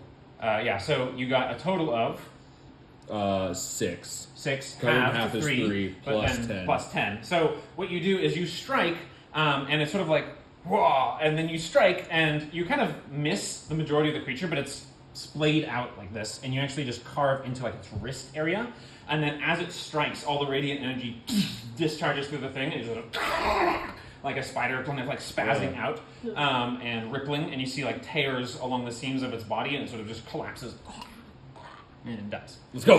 Yay! So that's it for the combat. So everyone go ahead and take a victory. Which it means I think means your thing takes effect. Remember whenever you long rest or take a victory, you get Yes. 10 HP. 10 HP. So yeah, we'll go ahead and account for that. Everyone has 8 temp HP. All right. The mask. So what is everyone doing in the aftermath of this battle? Because immediately you're hearing like, did you see that? What was that light? What's going on? Hey, what's over there? Oh, I turned my wings off. I'm gonna dismiss my glowing hand of doom Okay. and turn off the lantern. Okay. So lights are being. Oh my gosh, did everyone see that? Like, that was crazy. Okay. As you're stabbing it. Opal's like now covered in just like debris in the room and it's just like crawling out. I'm assuming you're no longer raging. You're ending your rage. I guess you're gonna walk in the building like, we obviously got seen. There's no point in So now we know why the light wall was there, to keep someone inside. Maybe. Yeah. I'm gonna start looking around for other rooms, make sure there's no like captives. Okay, go ahead and make a investigation check to go ahead and do that. So we're getting you're doing that. Let's get a round robin of what people are doing.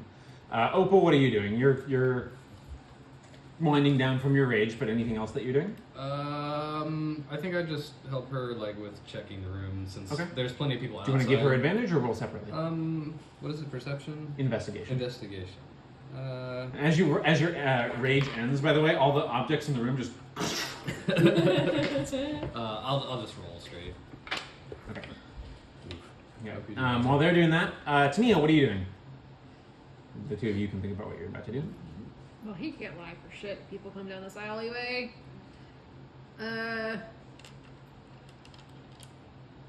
He's gonna go in the room and he's gonna go inside and they're investigating. What can I look for? He's gonna go to the storage room because they're in the main shop area, right? Okay. Yep. Yeah, he's gonna go to the storage room and kind of look around for like what area was most noticeably maybe overturned or like secret doors, trap doors, things like that. Okay. Yeah, I'd say those are a little different. Noticing what's been most overturned is different than searching for secrets. Okay. So what would you prefer to do? He's gonna look for hidden things. So look for hidden, like a hidden door, like a hidden compartment or a trap door. Is what he's Okay. looking In for. this scenario with all the rubble and stuff about, I'd say that's investigation. Okay. Pretty shit. Annette, what are you doing? We get. Well, I am the furthest outside the. So it was not 20. Woo! So are the people that, I mean, obviously they're whispering, we just did a fucking crazy thing, but are they like trying to approach? Like, what's the Yeah. Okay. So you're trying to get a read on the situation. So Read I'd say on- that's like a perception check Okay. to see the crowd. To see the crowd. And don't forget, you can spend dragons ahead of time to get advantages. Yeah. But I actually have. Actually, yes, I will, because we can stack advantages, and I will do that, and I will also. You'll see the flash of blue in her eyes. Give myself advantage on this as well. Okay. So roll 3d20, pick the better of the three.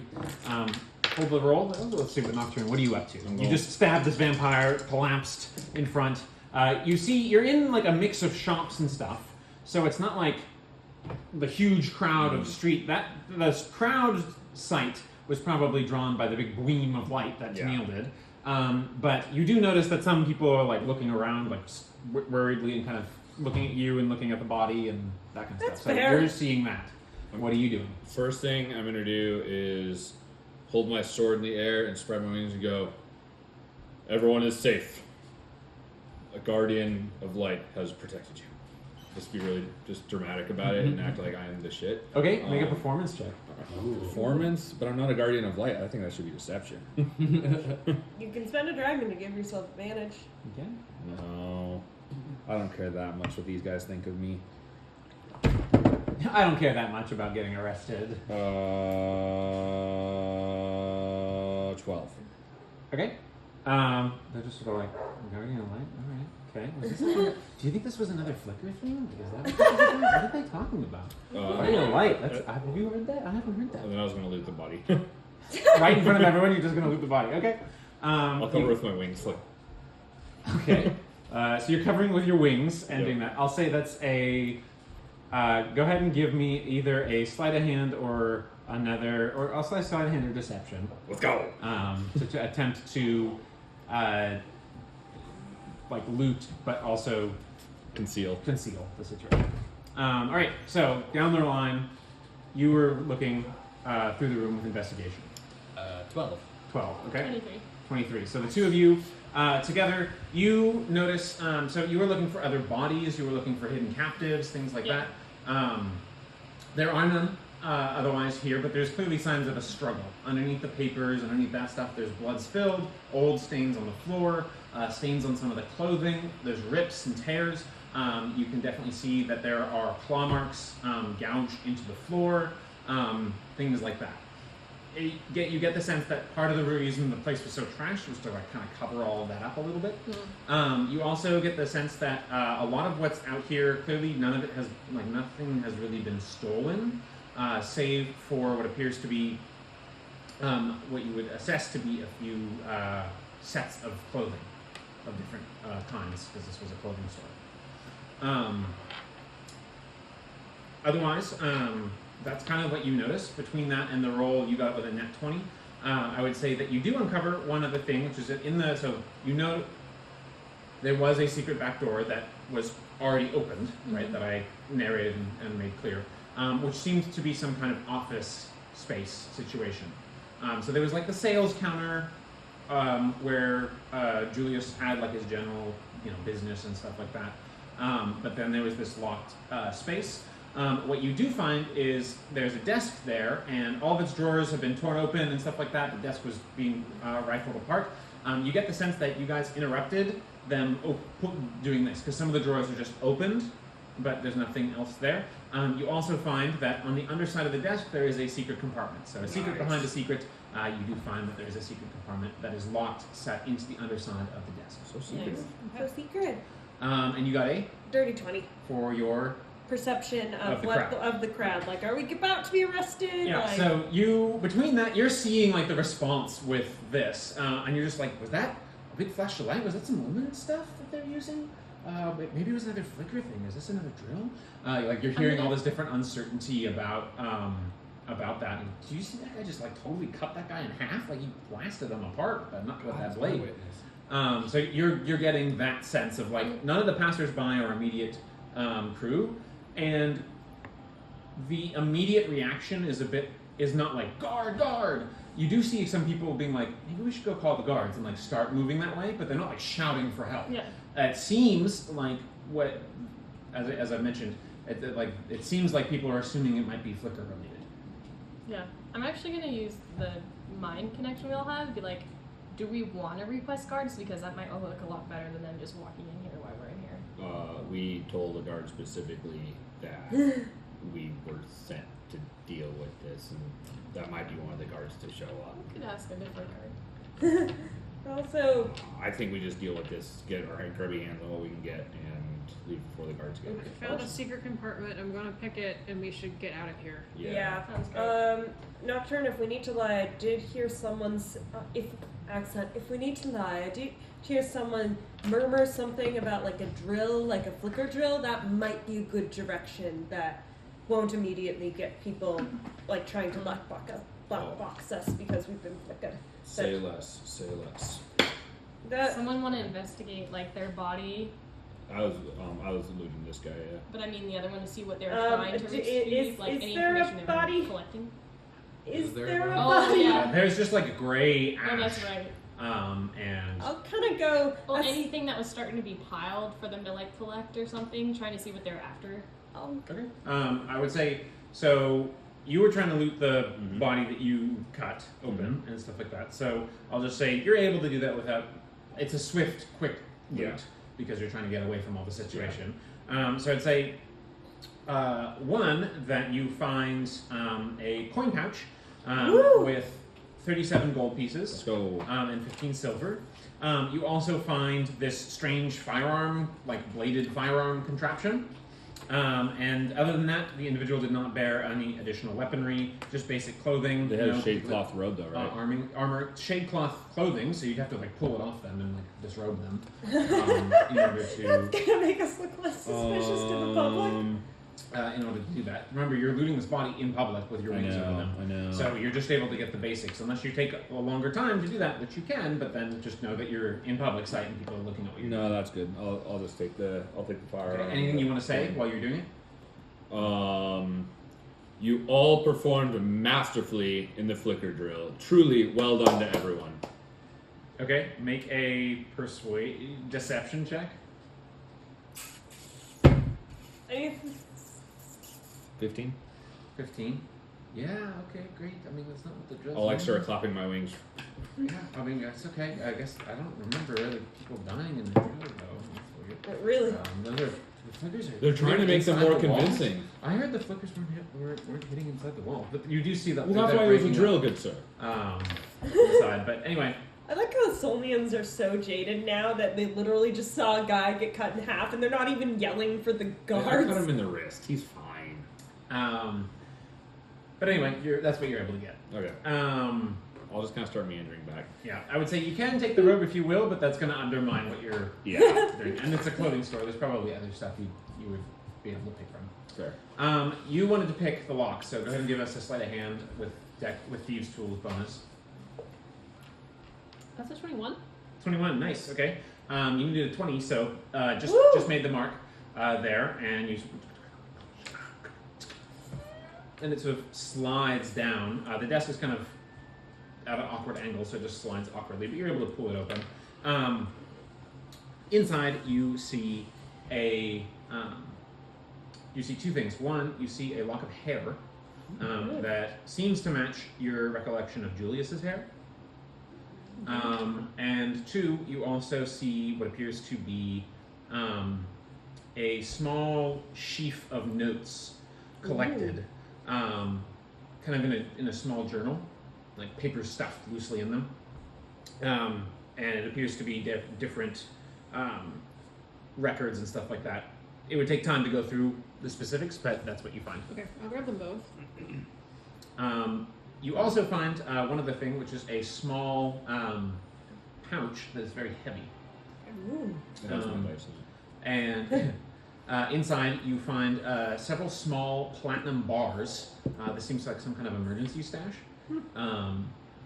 And there are 3 of them. They're each worth 200 gold. Dang. Zanette was kind of coming.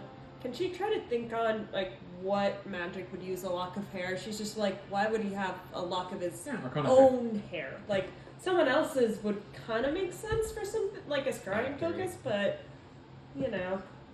That's an 11. Arcana, you said? 11, which makes that a dirty 20. Yeah, so a lot of homing magic, a lot of location magic and things like that, scrying, certain other things like that would allow for individuals to find them more easily. You know that more commonly though, so scrying is the most common, but also you surmise it's for allowing to be found. You know of magic items, for instance, that require a piece of somebody, and then they will point like they'll swing like a compass toward that person. Don't know that specifically his, but it looks like it could be. Looks like, at very least, if it's someone who's close to or a family member, that might still lead us in a direction. We should go back to the wagon. We should go back to the wagon, maybe. Anything else? Sorry. Oh. Go ahead. Maybe to your uncle's house and we read the papers there. Yeah. Or maybe we go inside, check what's happening, and then bring the papers in, just in case it's We should just start making our way. Before we completely disembark here, would we ever remembered from or would the party know from previous encounters here? Did he sell any magical clothing or magic items? Not that you know of. Okay. Most of what he did from previous stuff, the party would know, was for like rented clothing and tailored clothing. Okay. Was more the standard, kind of a little medium upscale clothing store, but mostly for those kinds of things, and specialized mostly in like making outfits and stuff like that for particular events and things like that. That's what the party went to him before Got to it, get okay. outfits for the theater, I believe. Yep. Anything you guys wanted to do as you're Just as wrapping we're up, checking out? exiting, I'm gonna just take a quick glance and make sure there's nothing obviously pointing out that it was us that was here. So, I think we obviously pointed well, out. if somebody else comes to investigate the inside, people obviously saw us from the outside. But Yeah, I'll say that with your previous check of investigation, which was pretty good if I recall, I'll say you're able to make it so that it seemed to be mostly in the same way that it was before. okay. And you take an exit from there, heading back to Cantifer, as you do see a few different. You want to do something? I was going to hard cast detect magic before taking off, just to Okay, make sure see if it goes there's up. anything. Huh? See if it goes up. DC 11. Yep, 16. Yeah. Close. So quickly detecting magic. Obviously, there's the lingering effects of the blood ichor pistol thing, which is magical. Mm-hmm. You also there's the lingering like necromancy of these individuals, and in the room itself, nothing particularly magical. Okay. But that is what you notice. I'm satisfied. Is that debuff still on me? It is not. Sorry. Oh, okay. To clarify, it was for one round. Oh, okay. It's not that powerful. But with that, you guys return to Cantifer, and with your notes in tow and with everything on there, are you heading up to Uncle Galen's? Is that the next spot? Yeah. We should at least Take a route that's not direct. not direct route, but Okay. yeah, like start to clean ourselves up in case we get a call from Castoria that we need to. Yeah. And that's how we not showing Yeah. up Quick to a shout meeting out with the back. Archon. Okay. Little help Okay. from Yeah. Steam So Surge. it's going to take. Cantifer is moving at normal speed because if you moved at Cantifer speed, it would be a little bit dangerous in the city. Yeah. And it's hard for him to be able to go full out in this area. He's just kind of trotting along where he's able. Bless you. Bless you. But you do notice a couple things on your exit. One is one of those patrol pairings seems to be coming by with the priests, the soul priest and the rebel priest, who come along, the revelers. And you can see they're doing a mixture of like damage control, and it seems they're furthering the narrative of the good people of Solni have nothing to fear. Of course, the Solni Church, the Church of Soul, was able to take care of everything. You have the House of the Dawn to protect you here with its radiant glow. And they're like, we saw a radiant owl. And there's sort of like a yes, as I said, the House of the Dawn has many great workers who assist in these situations. We're so thankful that everyone was unharmed and that the concerns were dealt with. You can continue on your business as normal. The good people of Solni have absolutely nothing to fear from the flickers here within the walls. I'm like hearing the radiant owl. Guardian of light, guardian of light. And with that, you guys head over and start moving towards Uncle Galen's space. It's a slow go, but you do start cleaning yourselves up, start heading back, and start to, I'll say by the time that you arrive It takes a little longer than normal to get to Uncle Galen's, the Kilnara Manor, in the Jewels Ward. You notice this area, for those of you who haven't been here before, they're much more individual plots with like fenced area and manicured gardens and trees and things like that. There's little fountains or water pools and stuff around these areas.